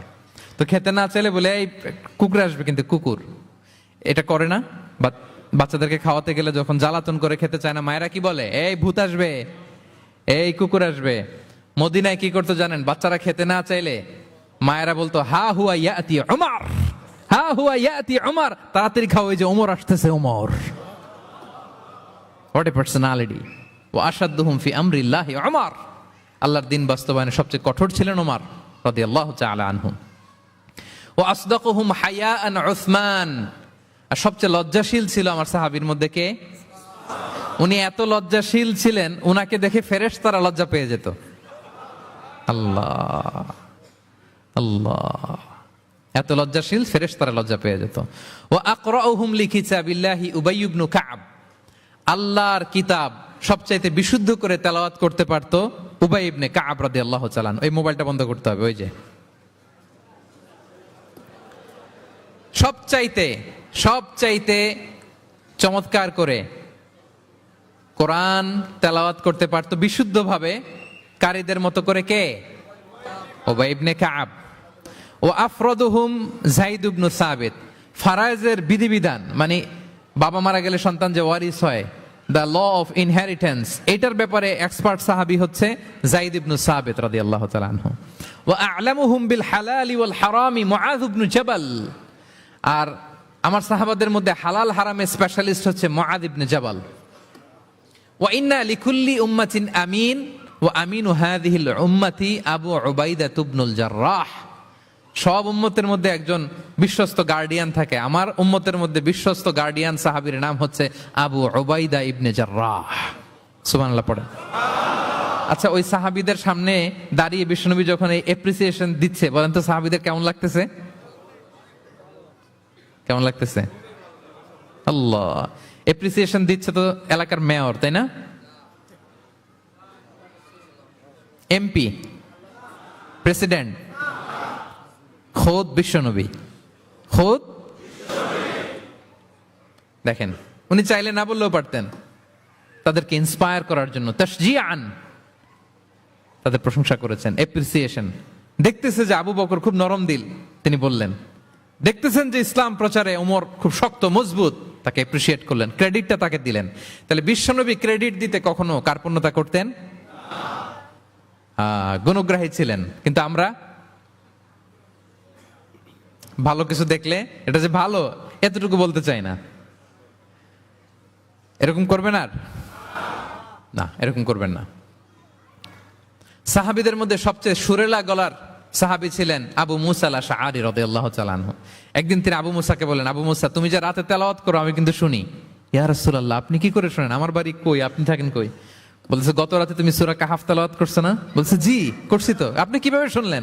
বলতেছে, তোমার ঘরের পাশ দিয়ে যাচ্ছিলাম, এত সুন্দর করে তুমি তেলাওয়াত করতেছো আবু মুসা। লাকাত উতিতা মিজমারান মিন মাযহামিরি আলি দাউদ। আল্লাহ তাআলা দাউদ আলাইহিস সালামের গলায় যে সুরের ঝংকার দিয়েছেন, আমার সাহাবীদের মধ্যে আল্লাহ তোমার গলায় ওই সুরের ঝংকার ঢুকাইয়া দিয়েছে। বলেন, বিশ্বনবীর কাছ থেকে যখন উনি এটা শুনছেন ওনার কেমন লাগছিল? হ্যাঁ, how does he feel that time? মানে ফিলিংসটা কেমন লাগছে? হ্যাঁ, আমাদেরকে তো একজন বড় কেউ প্রশংসা করলে আমরা কত খুশি হয়ে যাই। বিশ্বনবী স্বয়ং প্রশংসা করেছেন, সুবহানাল্লাহ। দেখেন প্রিয় ভাইরা, বিশ্বনবী সাল্লাল্লাহু আলাইহি ওয়াসাল্লাম শুধু মুমিনদেরকে, মুসলিমদেরকে যদি এটা করতেন তাহলে একটা কথা ছিল, পানি পানি থাক, 1 ঘন্টার জন্য একটু কষ্ট করতে হবে। আমি পানি না খেয়ে কথা বলতেছি না, একটু কষ্ট করেন। এই পানি, এই চানাচুর, বিস্কিট দেওয়া শুরু করলে আলোচনার ফ্লো নষ্ট হয়ে যায়। পানিটা থাক, একটু পরে আমরা পানি খাবো ইনশাল্লাহ। আমার দিকে তাকান, আমার দিকে তাকান। ওই যে আরেকজন দায়িত্ব পালন করতেছে মোবাইল নিয়ে, আমার দিকে তাকান। আমরা তো আমার দলের বাইরে কেউ ভালো কিছু করলে বলি না। বিষ্ণু ইসলাম ইহুদির প্রশংসা করেছেন। আপনি আছেন কই মিয়া? ইহুদি। উহুদের যুদ্ধে বিষ্ণু ইসলামের সাথে মদিনার যে ইহুদিরা, তাদের কন্ট্রাক্ট ছিল মদিনা কেউ অ্যাটাক করলে সবাই মিলে মদিনাকে রক্ষা করবে। কিন্তু কুরাইশরা আক্রমণ করলো, এখন আর কেউ বেরোয় না। বনু কাইনুকা, বনু নদীর, বনু কুরাইজা কেউ আর যায় না, কেউ যায় না। বিশ্বনবী কি করবেন? নিজেই বেরোলেন সাহাবাদেরকে নিয়ে। মাঝপথে আবার মুনাফিকরা ফিরে গেল, কোনো ইহুদি যায় নাই, কথা রাখে নাই, একজন ইহুদি ছাড়া। তার নাম মুখাইরিক। তার নাম কি? মুখাইরিক। অন্য ইহুদিদেরকে বলতেছে, এই ইহুদিরা, তোমরা না মুহাম্মাদের সাথে চুক্তি করেছো মদিনায় অ্যাটাক হলে সবাই মদিনাকে সেভ করবা, তোমরা যাও আর না যাও, আমি যাব, আমি আমার কথা রাখবো, আমার কথার দাম আছে। এবং সে বলল, আমি যদি এই যুদ্ধে নিহত হই আমার সম্পদের মালিক হয়ে যাবে মুহাম্মদ, আমার কোনো ছেলে মেয়ে পাবে না। মুখাইরিক বীর দর্পে ঘোড়া হাঁকিয়ে উহুদের ময়দানে যুদ্ধে গেল মুহাম্মদ সাল্লাল্লাহু আলাইহি ওয়াসাল্লামের পক্ষে, কুরাইশদের বিপক্ষে। বীর দর্পে যুদ্ধ করতে করতে সে নিহত হলো। যুদ্ধ শেষে শহীদ সাহাবাদের লাশ যখন বিষ্ণু সাল্লাল্লাহু আলাইহি ওয়াসাল্লামের সাথে আনা হলো, কাছে আনা হলো, মুখাইরিকের লাশও আনা হলো। মুখাইরিক তো মুমিন ছিল না, কি ছিল? সাহাবারা বলে, ইয়া রাসূলুল্লাহ, মুখাইরিক আপনার পক্ষে লড়াই করে নিহত হয়েছে। বিষ্ণু সাল্লাল্লাহু আলাইহি ওয়াসাল্লাম অনেকক্ষণ মুখাইরিকের দিকে তাকিয়ে রইলেন আর বললেন, মুখাইরিক খায়রু ইয়াহুদ, Mukhairiq is the best of the Jewish. ইহুদিদের মধ্যে সর্বশ্রেষ্ঠ জুইশ হচ্ছে মুখাইরিক। পড়েন আল্লাহু আকবার। Appreciation, giving credit to others. Mukhairiq হচ্ছে the best of the Jewish, জুইশদের মধ্যে সবচেয়ে শ্রেষ্ঠ মানুষ হচ্ছে মুখাইরিক। সে কথা রেখেছে। চিন্তা করেন, অমুসলিম, ইহুদি, তারপরেও তার যে ভালো গুণ এটা স্বীকার করতে বিশ্বনবী কার্পণ্যবোধ করেন? ক্রেডিট দিতে কোনো দেরি করেন? তাহলে এই যে অ্যাডমায়ার করি না আমরা, কাউকে প্রেজ করি না, প্রশংসা করি না, এটা বাজে অভ্যাস। এটা থেকে আমাদের বেরিয়ে আসতে, ভালো করলে ভালোকে ভালো বলবেন, সাদাকে কালোকে ভালোকে, মন্দকে বলবেন, এপ্রিসিয়েট করবেন। আপনার ছেলে একটা ভালো কাজ করেছে, এপ্রিসিয়েট করেন, বলেন যে মাশাআল্লাহ তুমি সুন্দর কাজ করছো। একটা সূরা মুখস্থ করছে, ঠিক আছে তোমাকে বাইরে আউটিং এ নিয়ে যাব, ওখানে আমরা ডাইনিং করব। হ্যাঁ, ভাবি সুন্দর করে একটা কিছু রান্না করছে, এপ্রিসিয়েট করবেন। আজকে কি সব ভাবির পক্ষে হয়ে যাচ্ছে নাকি ভাবিদের পক্ষে? ঘুরে ফিরে ভাবিদের পক্ষে চলে যাচ্ছে কথাবার্তা বেশি। এটা বাস্তবতা। আপনার স্ত্রী যদি আপনার জন্য ভালো কিছু রান্না করে, ভালো লাগলে আপনি বলবেন যে খুব ভালো হয়েছে আজকের রান্নাটা। অনেকে আছে যে তার ওয়াইফ অনেক চমৎকার করে রান্না করছে, কিন্তু সে কোনোদিন মুখ খুলে কিছু বলে না। এরকম আছে না নাই? এমনটা করবেন না। এবং অনেক হাজবেন্ড হয়তো স্ত্রীর জন্য অনেক কিছু করে, গিফট এনে দেয়, অনেক স্ট্রাগল করে, অনেক কিছু করে, কিন্তু স্ত্রী মুখ ফুটে হাজবেন্ডকে বলে না। এটা বলবেন, মুখ ফুটে বলবেন আজকে থেকে, এপ্রিসিয়েট করবেন, ভালো দেখলে এটা ভালো বলবেন, ক্রেডিট দিবেন। আমার ক্যাপটাউনের ভাইরা, পারা যাবে? কয়টা গেল?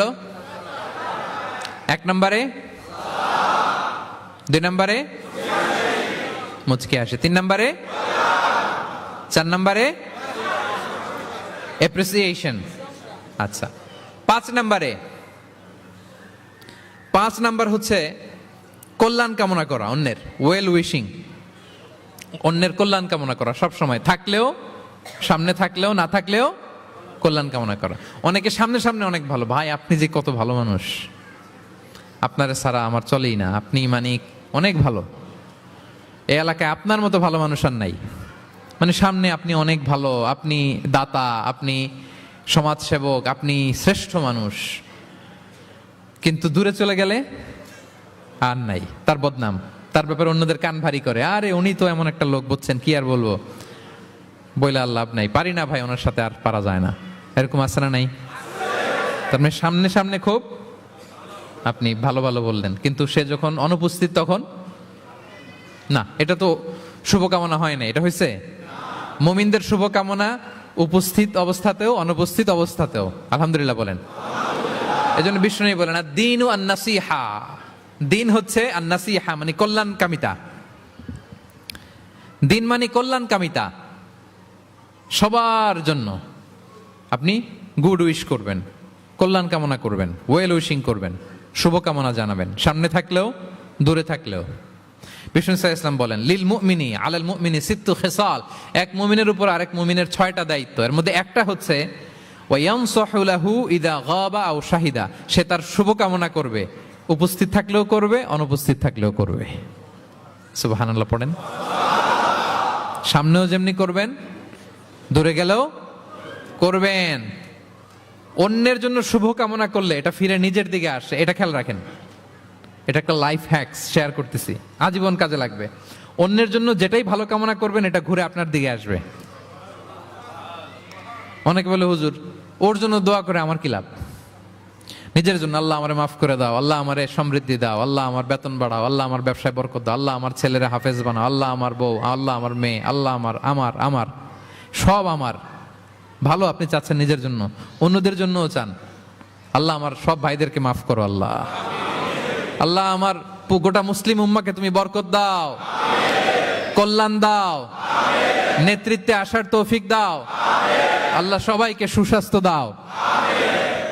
এটা ফিরে আপনার দিকে আসবে। অন্যের জন্য শুভকামনা বহুগুণ বৃদ্ধি হয়ে নিজের দিকে রিটার্ন করে। বিষ্ণু সাল্লাল্লাহু আলাইহি ওয়াসাল্লাম এটাই বলেছেন, মা মিন আবদিন মুসলিমিন ইয়াদউ লিআখিহি বিযাহরিল গায়বি ইল্লা ক্বালা লাহুল মালাকু ওয়া লাকা বিমিসলিন। কেউ যদি তার ভাইয়ের অনুপস্থিতি তার ভাইয়ের জন্য দোয়া করে, ফেরেশতারা ওই দোয়াটা তার জন্য আগে আগে করে। তাহলে অন্যের জন্য শুভকামনা করলে, দোয়া করলে লাভ না লস? ধরেন আমি মোশাররফ ভাইয়ের জন্য দোয়া করলাম যে আল্লাহ মোশাররফ ভাইকে তুমি সুস্থ করে দাও, তখন ফেরেশতারা বলে আল্লাহ যিনি দোয়া করতেছে তার যদি কোনো রোগ বালাই থাকে আগে তারে সুস্থ করে দাও। ধরেন আমি বেলায়েত ভাইয়ের জন্য দোয়া করতেছি, আল্লাহ বেলায়েত ভাইয়ের এই সমস্যা আল্লাহ তুমি দূর করে দাও, ফেরেশতারা বলবে আল্লাহ যিনি দোয়া করতেছে তার যদি এই সমস্যা থাকে আগে তারে এটা দূর করে দাও। ধরেন আমি দোয়া করলাম আল্লাহ আমার এই ভাই, আল্লাহ সে গরিব, তার অর্থের বড্ড অভাব, দারিদ্রতা, আল্লাহ তুমি আমার ভাইয়ের দারিদ্রতা দূর করো। ফেরেশতারা বলে ওয়ালাকা বিমিসলিন, তোমার জন্য এটা, মানে আল্লাহ যিনি দোয়া করতেছে তার যদি অর্থের প্রয়োজন থাকে আগে তার দারিদ্রতা দূর করে দাও। তাহলে বলেন তো অন্যের জন্য দোয়া করলে লাভ না লস? অন্যের জন্য ভালো দোয়া করলে এটা নিজের দিকে আসে। কিসের দিকে আসে? তাহলে শুভ কামনা 5 নম্বরে কি? আচ্ছা, 10টার মধ্যে কয়টা বলে ফেলছি? ক্লান্ত হচ্ছেন না তো আপনারা? শুভ কামনা নিয়ে একটা গল্প বলে আমি 6 নম্বরে যাচ্ছি। এক লোক মাগরিবের নামাজের আগে তার বন্ধুর জন্য দোয়া করতেছে, আল্লাহ আমার বন্ধুকে তুমি একটা সুন্দরী, রূপবতী, গুণবতী, নেককার, মুতিয়া, কানেতা, জামিলা, রায়া, একজন রূপবতী নেককার স্ত্রী দাও আল্লাহ। কতদিন ধরে তার বিয়েটা ঝুলে আছে, আল্লাহ তুমি ব্যবস্থা করে দাও, সুন্দরী, নেককার, আল্লাহওয়ালা। তো সে তো তার বন্ধুর জন্য প্রাণ ভরে দোয়া করতেছে, আর তার স্ত্রী ওয়াইফ পাশেই ইফতারি রেডি করতেছিল। এই দোয়া শুনে মহিলা তো তেলে বেগুনে জ্বলে উঠছে, দৌড়ে আসে বলছে, এই তুমি কিসের দোয়া করো, রাখো। সে বেচারা মোনাজাতের মধ্যে তো ভরকে গেছে, ভয় বলে কি হইলো, আমি তো দোয়া করতেছি আমার বন্ধুর জন্য। তো মহিলা বলে, তুমি কি মনে করছো আমি হাদিসটা জানি না? অন্যের জন্য কোনো ভালো দোয়া করলে আগে যেটা নিজের জন্য কবুল হয়, তুমি মনে করছো আমি জানি না? তুমি ভাবছো হাদিস শুধু তুমি একা জানো, আমি জানি না? না, কি সব দোয়া করো এগুলা? আল্লাহু আকবার, আল্লাহ রহম করুক। প্রিয় ভাইরা, এটা বলার উদ্দেশ্য হচ্ছে আপনি ভালো কিছু অন্যের জন্য চাইলে আল্লাহ তাআলা এটা নিজের জন্য কবুল করে নেয়। তাহলে অন্যের জন্য কল্যাণ কামনা করা, এটা হচ্ছে হৃদ্যতা, ভালোবাসা, সুসম্পর্ক বানানোর 5 নাম্বার টিপস। কয় নাম্বার? আচ্ছা, 6 নাম্বার টিপস হচ্ছে বিপদে কাউকে সাহায্য করা। কি করা? বিপদে সাহায্য করা। বিপদে যে সাহায্য করে সেই আসল বন্ধু, ঠিক কিনা? কাউকে যদি বিপদের সময় আপনি সাহায্য করেন, সে আজীবন মনে রাখবে আপনাকে। সে যদি কৃতজ্ঞ মানুষ হয়, ভালো মানুষ হয়, আজীবন আপনাকে মনে রাখবে, কখনো ভুলবে না। এবং বিষ্ণু ইসলাম বলেন, ওয়াল্লাহু ফি আউনিল আবদি মা দামাল আবদু ফি আউনি আখি। আল্লাহ তাআলা ততক্ষণ পর্যন্ত বান্দার সাহায্যে থাকে যতক্ষণ বান্দা তার ভাইয়ের সাহায্যে থাকে। তাহলে আপনি যদি আল্লাহর সাহায্য চান, আপনার কি করতে হবে বলেন তো? আপনার ভাইকে সাহায্য করতে হবে। আল্লাহু ফি আউনিল আবদি মা দামাল আবদু ফি আউনি আখি। খেয়াল করেন কথাটার ওজন কত বেশি। আল্লাহ ততক্ষণ বান্দার সাহায্যে থাকে যতক্ষণ বান্দা তার ভাইয়ের সাহায্যে থাকে। আমি আমার ভাইকে সাহায্য করলে আল্লাহর পক্ষ থেকে সাহায্য নাজিল হবে। আল্লাহ বলে, এই বানি আদম দাও দাও, তুমি দিলে আমি তোমারে দেব। উনফিক আলাই, এই বানি আদম দাও, আমি তোমারে দেব। সুবহানাল্লাহ। আমরা অন্যরে দিতে চাই না, কিন্তু ওনার কাছ থেকে চাই। তাহলে আল্লাহর সাহায্য পাওয়ার প্রথম শর্ত হচ্ছে মানুষকে সাহায্য করা। কি বলেন? তাহলে 6 নাম্বার, পারস্পরিক সম্পর্ক যে আমরা যত্ন নিব বলছি, এই যত্ন নেওয়ার 6 নাম্বার টিপস হচ্ছে, ভালোবাসা বাড়ানোর 6 নাম্বার টিপস হচ্ছে টু হেল্প ইন ডেঞ্জার, বিপদে সাহায্য করা। কি করা? নট নেসেসারিলি যে সবসময় টাকা দিয়েই সাহায্য করতে হবে। টাকা ছাড়া সাহায্য করা যায় না। সে জানে না কি করতে হবে, বললেন, পরামর্শ দিলেন, টাকা লাগলে কখনো টাকা দিলেন। নতুন আসছে কেপ টাউনে, কিছু জানে না, ব্যবসা বাণিজ্য কোথায় কি, একটু বুদ্ধি পরামর্শ দিলেন। এটাও কিন্তু সাহায্য। যার যেভাবে সাহায্যের প্রয়োজন, যদি আপনি আপনার ভাইয়ের সাহায্যে থাকেন, আসমান থেকে আল্লাহর সাহায্য পাবেন। বিষ্ণু ইসলাম নবী হওয়ার আগে ওনার 5টা স্পেশাল কোয়ালিটি ছিল। কয়টা? এর মধ্যে 2টা এই পয়েন্টের সাথে যায়। সেটা হচ্ছে, আর এটা বলছে ওনার খোদ স্ত্রী, প্রথম স্ত্রী, বিষ্ণুর প্রথম স্ত্রীর নাম খাদিজাতুল কুবরা তাহেরা রাদিয়াল্লাহু তাআলা আনহা। কারো ব্যাপারে যদি সঠিক তথ্য জানতে চান, তার ওয়াইফকে নক করবেন, মানে তার স্ত্রীর কাছ থেকে রিপোর্ট নেবেন, আসলটা পেয়ে যাবেন। কয়েকটা জায়গায় নক করলে পাওয়া যায়। বড় সাহেবের তথ্য যদি জানতে চান, বড় সাহেবের দারোয়ানকে জিজ্ঞেস করেন, বড় সাহেবের ড্রাইভারকে জিজ্ঞেস করেন, বড় সাহেবের ঘরের কাজের বুয়াকে জিজ্ঞেস করেন, আর বড় সাহেবের বিবিকে জিজ্ঞেস করেন। এই 4 জনকে জিজ্ঞেস করলেই বড় সাহেবের গোমর আসল তথ্য এদের কাছ থেকে পাওয়া যাবে।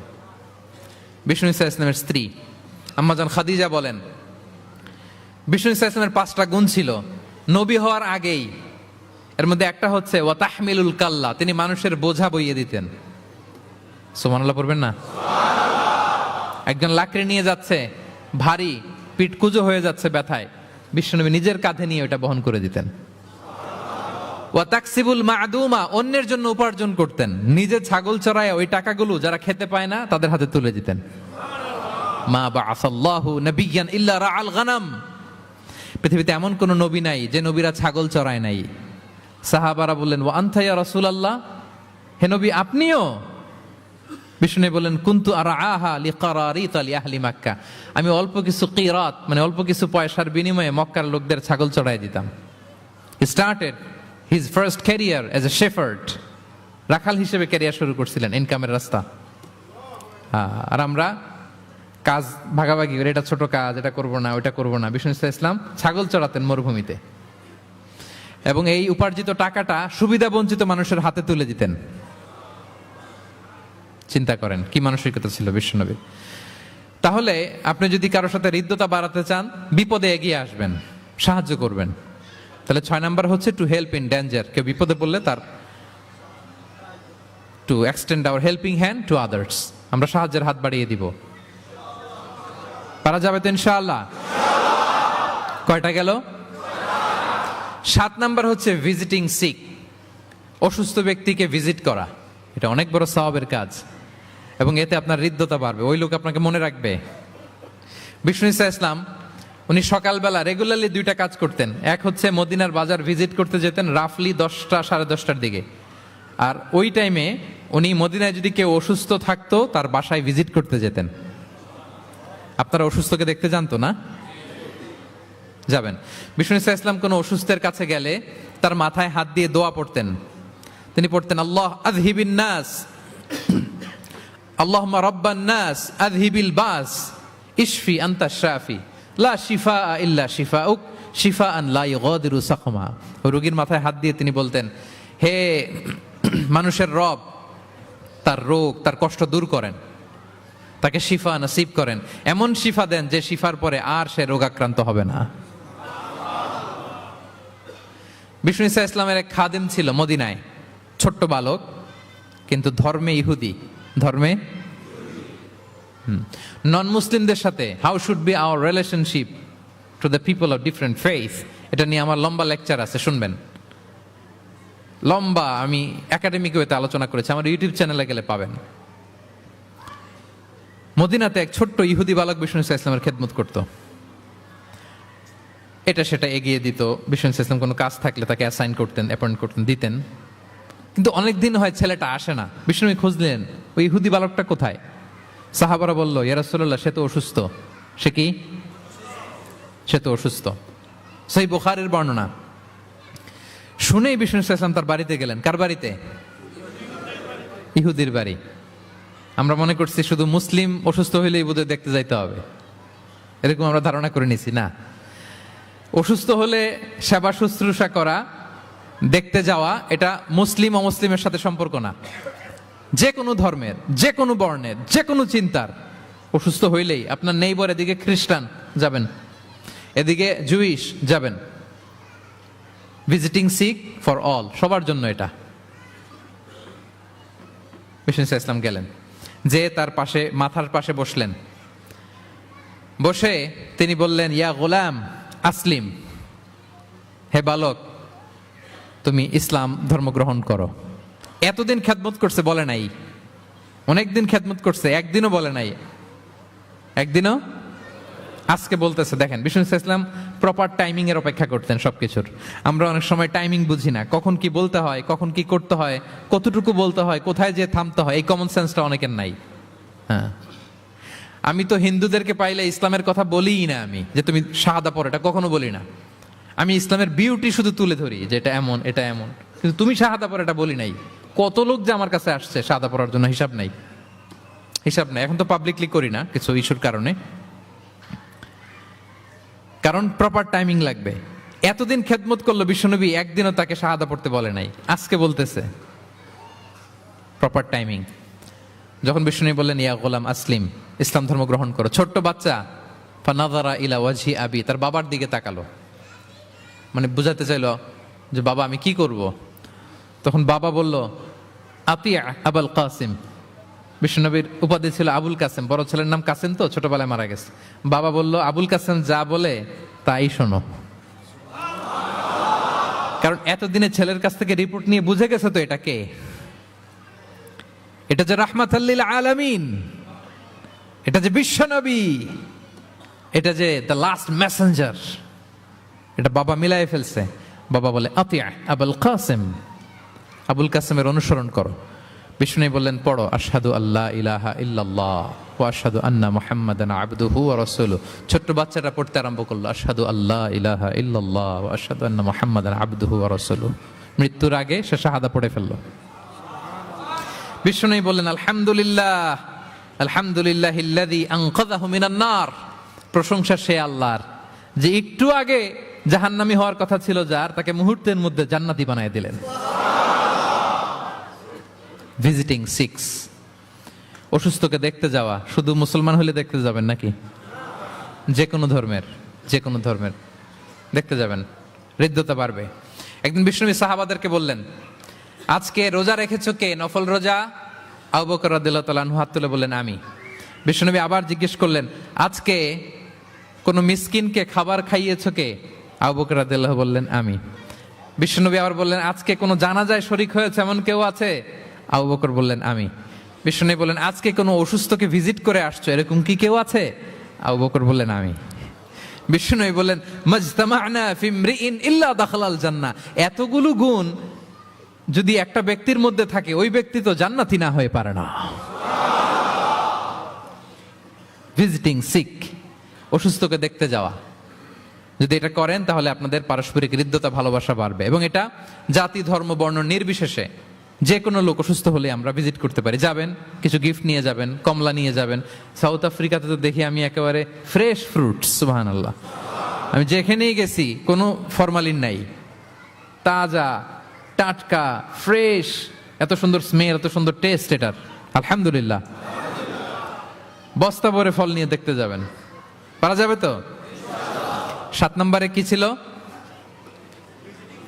ভুলে গেছি। ভিজিটিং 6, অসুস্থকে দেখতে যাওয়া। পারবেন? কয়টা হইল? আর বাকি রইল কয়টা? কষ্ট হচ্ছে? মনোযোগ আছে না গেছে? তাকবীর পড়ুন, আল্লাহু আকবার।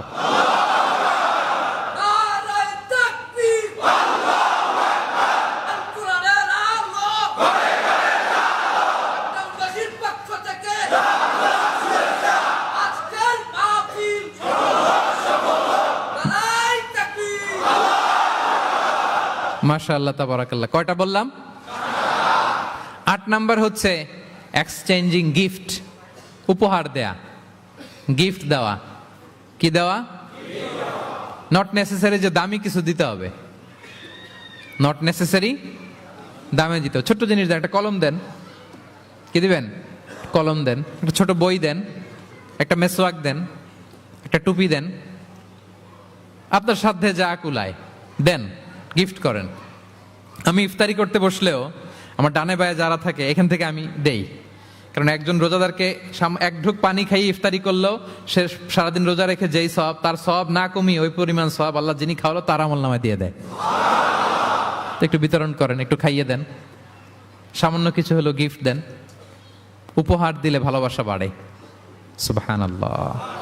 বিষ্ণু ইসলাম নিজেই বলেছেন তাহা দাও তাহাব্বু, তোমরা একে অপরকে উপহার দাও, তোমাদের মধ্যে ভালোবাসা বাড়িয়ে দিবে কে? পারস্পরিক উপহার বিনিময় করবেন। ছেলেকে উপহার দিন, মেয়েকে উপহার দিন, স্ত্রীকে দিন, বন্ধুকে দিন, কলিগকে দিন, পারলে শত্রুকেও দিন। কি বলেন? শত্রুকে যদি উপহার দেন শত্রুতা থাকবে?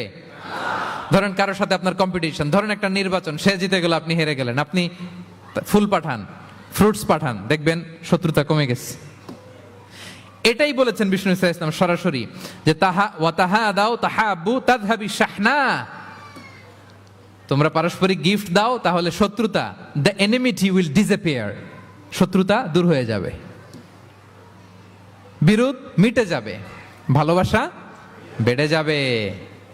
তাহলে পারস্পরিক সুসম্পর্কের জন্য, সম্পর্ক উন্নয়নের জন্য, হৃদ্যতা ভালোবাসা বাড়ানোর জন্য আমরা একে অপরকে উপহার দিব, যা পারি উপহার দেওয়ার এই কালচারটা ভালো, এটা সুন্নাহ। পারবেন তো?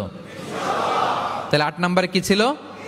Gift, exchanging gift. আচ্ছা, 9 নাম্বার হচ্ছে হসপিটালিটি, আপ্যায়ন করানো, মানে মানুষকে খাওয়ানো। মানুষকে কি শুধু নিজেই খাবেন না, খাওয়াবেনও, দুটোই ভালো। খাইবেনও, খাওয়াবেনও। খাবেনও, খাওয়াবেনও। খাওয়ালে হৃদ্যতা বাড়ে, কাউকে আপ্যায়ন করালে, এন্টারটেইন করালে, হসপিটালিটি করলে হৃদ্যতা বাড়ে। আরবরা কি বলে জানেন? আরবরা বলে কারো এখানে ঢুকার আগে এখানে ঢুকো, মানে হৃদয়ে ঢুকার আগে পেটে ঢুকো আগে। হ্যাঁ, কলবে যাওয়ার আগে পেটে ঢুকো, তাইলে তার হৃদয়ে পৌঁছতে পারবা। বাংলাতে একটা কথা আছে, বাসনে ভাত না থাকলে ভাষণে পেট ভরে না। ঠিক কিনা বলেন? বাসনে ভাত না থাকলে ভাষণে পেট ভরে না, পেটে খেলে পিঠে সয়। এজন্য আপ্যায়ন করানো, খাওয়ানো, এটা এমন একটা টেকনিক, আপনি কাউকে আপ্যায়ন করালে মুহূর্তেই তার মনটা, হৃদয়টা আপনার দিকে ঝুঁকে যাবে। সুবহানাল্লাহ পড়েন। বিষ্ণু সাল্লাল্লাহু আলাইহি ওয়াসাল্লাম বলেন, মান কানা ইউমিনু বিল্লাহি ওয়াল ইয়াউমিল আখিরি ফালইউকরিম দাইফা। যে আল্লাহ বিশ্বাস করে এবং আখিরাতে বিশ্বাস করে, সে যেন তার মেহমানকে সম্মান করে। হ্যাঁ, মেহমান আপ্যায়ন করা সুন্নাহ, এটা সুন্নাহ। সে যেন মেহমানকে আপ্যায়ন করে, সম্মান করে। অনেকে মেহমান আসলে অখুশি হয়, বাসায় মেহমান আসছে, হায় রে কত ঝামেলা, আমাদের রিজিক নিয়ে টানাটানি। সে ভাবে যে তার রিজিকে ভাগ বসাতে মেহমান আসছে। আসলে না, মেহমান আল্লাহর পক্ষ থেকে মেহমানের রিজিক নিয়েই আপনার কাছে আসছে। সে আসার ফলে আপনাদের রিজিকে বরকত হয়ে গিয়েছে। সে আপনার রিজিকে ভাগ বসাতে আসে নাই, তার রিজিক নিয়েই সে আসছে। তার উসিলায় আপনার রিজিক বাড়াই দিবে কে? বিষ্ণু ইসলাম মক্কা থেকে যখন মদিনায় হিজরত করলেন, আপনারা কি ওঠা বসা করতেছেন দু একজন? হ্যাঁ, ঠিক আছে, আমার দিকে তাকান, আওয়াজ হবে না, আমার দিকে তাকান। গুরুত্বপূর্ণ একটা হাদিস শোনেন। আব্দুল্লাহ ইবনে সালাম রাদিয়াল্লাহু তাআলা আনহু আগে ছিলেন ইহুদি পণ্ডিত, পরে শাহাদা পড়ে মুসলিম হয়েছেন। তিনি বর্ণনা করেন, বিষ্ণু ইসলাম মক্কা থেকে যখন মদিনায় আসলেন, এসেই 4 দফা কর্মসূচি ঘোষণা করলেন। আওয়াজ করে বলতে হবে, কয় দফা? 4 দফা কর্মসূচি ঘোষণা করলেন। আসলেন আবু বকর রাদিয়াল্লাহু তাআলা আনহুকে নিয়ে। প্রতিদিন মদিনার লোকেরা সানিয়াতুল ওয়াদা নামক একটা জায়গা আছে, ওই জায়গার মধ্যে দাঁড়িয়ে থাকতো, কখন আসবে আখিরি জামানার পায়গাম্বার বিশ্বনবী মুহাম্মদুর রাসূলুল্লাহ সাল্লাল্লাহু আলাইহি ওয়াসাল্লাম। একদিন ওই যে দূর ধুধুমরু প্রান্তরে ধুলাবালি উঠতে দেখা যায়। দেখে তো মদিনার লোকেরা আনন্দে আটখান, আত্মহারা, সবাই ওয়েলকাম জানাতে লাগলো। মানুষের মধ্যে গুঞ্জরণ আওয়াজ ছড়িয়ে পড়তে লাগলো, নবী এসেছে, নবী এসেছে, নবী এসেছে। আব্দুল্লাহ ইবনে সালাম তখনও ইহুদি, তিনি এই কথা শুনে সবার সাথে তিনিও ছুটে গেলেন দেখার জন্য। দেখি তো নবী আসছে, কি নবী, কি বলে দেখি তো। তিনি বললেন, আমি ভিড় ঠেলে গেলাম, দেখলাম 2টা ওটে করে 2 জন, একটাতে আবু বকর, একটাতে বিশ্বনবী। বিশ্বনবীকে একটা নজর দেখার জন্য মদিনার লোকেরা পাগল হয়ে তার চারদিকে ক্রাউড করছিল, ভিড় করছিল, বিশ্বনবীর কাছে ঘেঁষার জন্য, মোবারক চেহারাটা একটা নজর দেখার জন্য। আব্দুল্লাহ ইবনে সালাম বলেন, আমিও মানুষ ঠেলে, ধুলাবালি উঠতেছে শুধু, দেখতে পাই না, মানুষ ঠেলে একবার তার দিকে তাকালাম।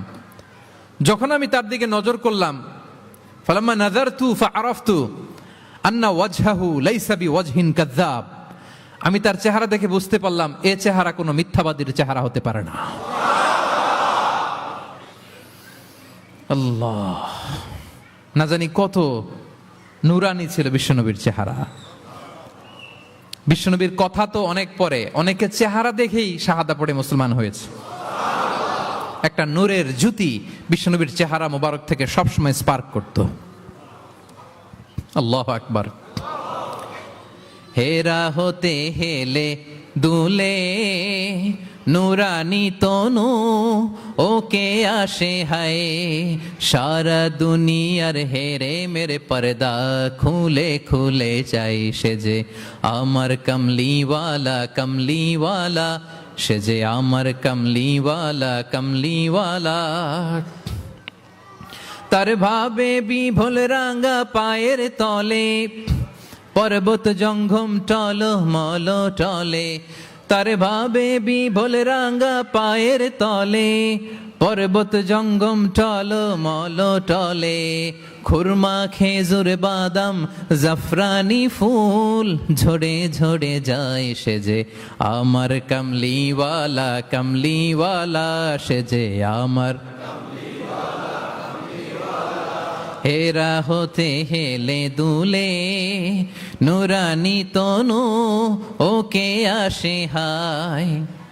সারা দুনিয়ার হেরে মেরে পর্দা খুলে খুলে যাই, সে যে আমার কামলিওয়ালা কামলিওয়ালা। সে যে আমার কামলিওয়ালা কামলিওয়ালা। আল্লাহু আকবার পড়েন। ফালাম্মা নাযারতু ইলা ওয়াজহিহি আরাফতু আন্না ওয়াজহাহু লাইসা বিওয়াজহিন কাযাব। আব্দুল্লাহ ইবনে সালাম বলেন, মানুষের ভিড় ঠেলে আমি যখন বিশ্বনবীর চেহারাটা দেখলাম, আমার মন বলে দিল এ চেহারা কোনো মিথ্যাবাদীর চেহারা হতে পারে। বিশ্বনবী মানুষের ভিড় দেখে ছোট্ট একটা ভাষণ দিলেন। তিনি বললেন, আইয়ুহান্নাস, ওহে মানব সকল। 4 দফা কর্মসূচির ঘোষণা। তিনি বললেন, আইয়ুহান্নাস আফশুস সালাম, বেশি বেশি সালাম দাও।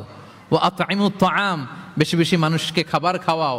ওয়াসিলুল আরহাম, আত্মীয়তার বন্ধনকে অটুট রাখো। ওয়াসাল্লু বিল লাইলি ওয়ান নাসু নিয়াম, মানুষ যখন ঘুমিয়ে থাকে রাত জেগে সালাত পড়ো।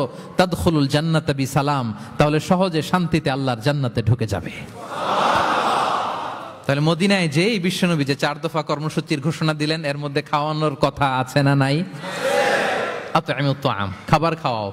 একটা দেশে যখন খাদ্য সংকট হয়, ওই দেশের আর কোনো স্টেবিলিটি থাকে না, এটা একটা অকার্যকর রাষ্ট্রে পরিণত হয়, ঠিক কিনা বলেন? বিশ্বনবী মদিনায় যেই খাদ্যের সংকট দূর করে দিলেন। ধনীদেরকে বললেন, খাওয়াও, মানুষকে খাবার খাওয়াও। হসপিটালিটি, আপ্যায়ন করা, এন্টারটেইন করা, এটা যদি করেন তাহলে নিজেদের মধ্যে হৃদ্যতা বাড়বে, ভালোবাসা বাড়বে। আলহামদুলিল্লাহ। পৃথিবীর সব নবীরা মেহমানকে রেসপেক্ট করতেন, আপ্যায়ন করাতেন। বিষ্ণু ঈসা ইসলাম, মক্কা এমন কোন লোক ছিল না বিশ্বনবীর হাতের রান্না খায় নাই। নবী হওয়ার আগ থেকেই, নবী হওয়ার পরে তো মেহমানদের আরো বাড়াই দিচ্ছেন।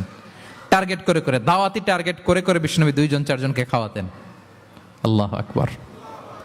ইব্রাহিম আলাইহিস সালাম মেহমান ছাড়া কখনো খাবারই খেতেন না। ওনার দ্বিতীয় ছেলে যখন দুনিয়ায় আসবে, ইসহাক আলাইহিস সালাম, তার সুসংবাদ নিয়ে যখন ফেরেশতারা আসছিল, উনি একটা আস্ত গরুর বাছুর ভুনা করে ফেরেশতাদের সামনে হাজির করেছিলেন। আনজা আবি ইজলিন হানিজ, কোরআনে এসেছে কাবাব করা ভুনা গরুর বাচ্চা। আল্লাহু আকবার। কারণ তিনি তখন বুঝতে পারেন না যেটা ফেরেশতা, মানুষের সূরাতে এসেছিল তো, দিলেন, প্রেজেন্ট করলেন একটা আস্ত গরুর বাছুর কাবাব করা। আল্লাহু আকবার। তাহলে সম্পর্ক বিল্ড আপ করার 9 নম্বর পদ্ধতি কি ছিল? হ্যাঁ, মেহমানদারি, আপ্যায়ন, হসপিটালিটি। মনে থাকবে? ইনশাল্লাহ নাই এবার, ডবল ইনশাআল্লাহ। মাশাআল্লাহ। আমার কেপটাউনের ভাইরা তো আলহামদুলিল্লাহ, আল্লাহ তাআলা অনেক সমৃদ্ধি দিয়েছে, আরো দেখ। কৃপণতা করবেন না, কৃপণদের আল্লাহ পছন্দ করে না, কৃপণদের আল্লাহ পছন্দ করে না। হাত উজাড় করে দিবেন, উপর থেকে উজাড় করে আপনাকে দিবে কে? হসপিটালিটি, মেহমানদারি করা, হৃদ্যতা বাড়ায়। কয়টা গেল? বাকি রইল কয়টা? 10 নম্বর। 10 নম্বর হচ্ছে রিকনসিলিয়েশন, সেটেলমেন্ট, মিলিয়ে দেয়া, যেটা দিয়ে আয়াত শুরু করেছি। 2 জন ঝগড়া লাগছে, দূর থেকে লাগাই দিব আমরা, নাকি?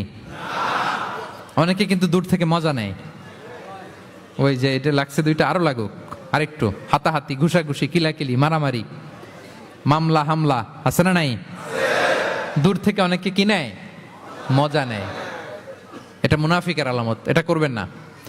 বরং আপনি মিলিয়ে দেওয়ার চেষ্টা করবেন। কয়েকটা জায়গায় মিথ্যা বলাও যায় আছে, এর মধ্যে একটা হচ্ছে মিলায়া দেয়া। একদিন বললেন, ভাই উনি তো আপনার ব্যাপারে খুব চমৎকার একটা কথা বললো। আমার ব্যাপারে? এই লোক কি বলছে, কি বলেন তো, কি বললো, কি বললো? তখন আপনি বললেন, আরে এই তো উনি তো বলতেছে আপনি নাকি এরকম খুব ভালো এই সেই।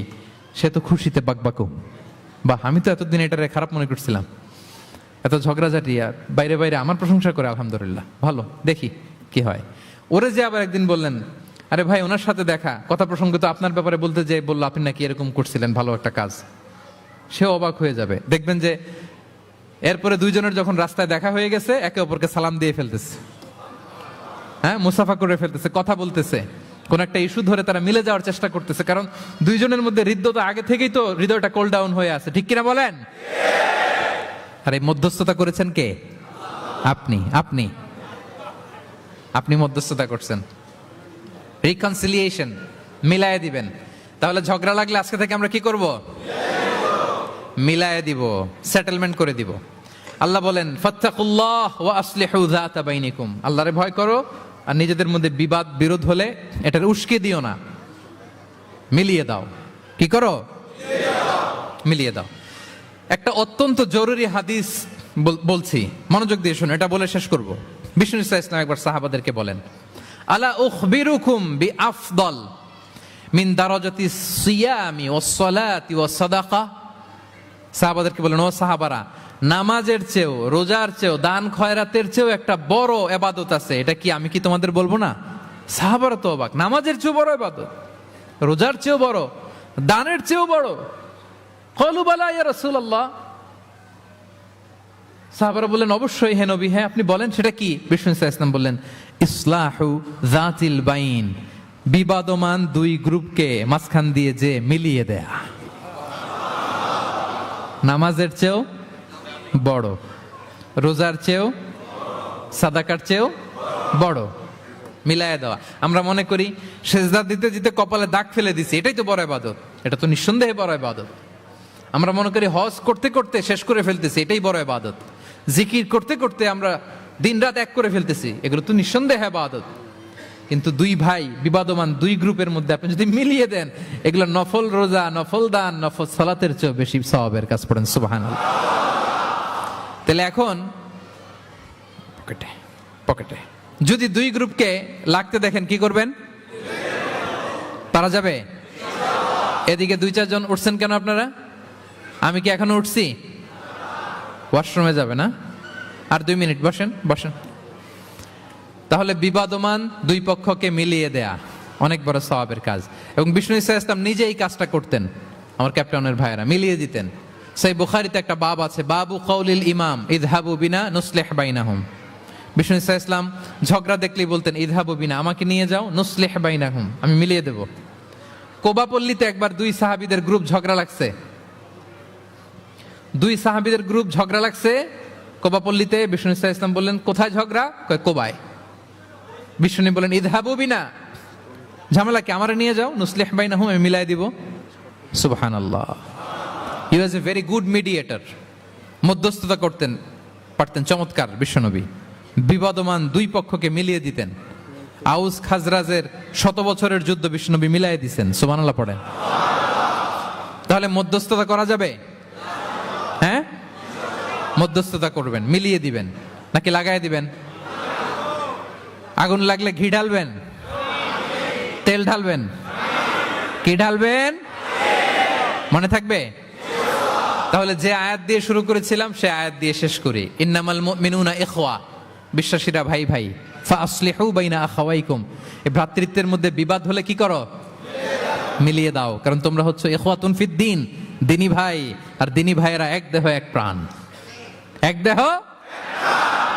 ফাত্তাকুল্লাহ, আল্লাহকে ভয় করো, লাআল্লাকুম তুরহামুন, রহমতের বারিধারা নাজিল করবে কে? তাহলে সম্মানিত সুধী, আমাদের এই ভেঙে যাওয়া ভঙ্গুর সম্পর্কগুলোকে যেন আমরা জোড়া লাগাই। আমাদের পারস্পরিক হৃদ্যতা, ভালোবাসা, এগুলো বাড়ানোর জন্য ইসলামের দেয়া যে 10টা ফর্মুলা আজকে বলেছি, এগুলো যেন আমরা আমল করি। পারা যাবে? দেখি কয়জনের মনে আছে। 1 নাম্বার কি ছিল? 2 নাম্বার মুচকি হাসি, 3 number welcome, 4 number appreciation, 5 number শুভকামনা, ওয়েল উইশিং, 6 নাম্বার বিপদে সাহায্য করা, to help in danger, 7 number অসুস্থকে দেখতে যাও, visiting sick, 8 number exchanging gift উপহার দেয়া। 9 নাম্বার হসপিটালিটি মানে মেহমানদারি। 10 নাম্বার লাগিয়ে দেওয়া মনে থাকবে কয়দিন? সারা জীবন। আল্লাহ তাআলা আমাদের সম্পর্কগুলোকে মজবুত করুক, আমাদের মধ্যে হৃদ্যতা বাড়িয়ে দিক, ভালোবাসা বাড়িয়ে দিক, গোটা বিশ্বের মুসলিমদেরকে এক দেহ এক প্রাণ হিসেবে আল্লাহ কবুল করুক। আমার বাংলাদেশের উপর আল্লাহ খাস রহমত নাজিল করুক। আপনারা যারা এসছেন সবাইকে আল্লাহ তাআলা ঈমানের উপর অবিচল রাখুক, তার স্পেশাল রহমতের চাদরে আবৃত রাখুক। আমার বোনদেরকে আল্লাহ তাআলা খাদিজার মতো, ফাতেমা রাদিয়াল্লাহু তাআলা আনহার মতো কবুল করুক, পড়ি আমিন। আপনারা আমার জন্য খাস করে দোয়া করবেন, আমিও আপনাদের জন্য দোয়া করি। হাযা মা ইনদি ওয়াল ইলমু ইনদাল্লাহ আলাইহি তাওয়াক্কালতু ওয়া ইলাইহি উনি। ওয়াসসালামু আলাইকুম ওয়া রাহমাতুল্লাহি তাআলা ওয়া বারাকাতুহু।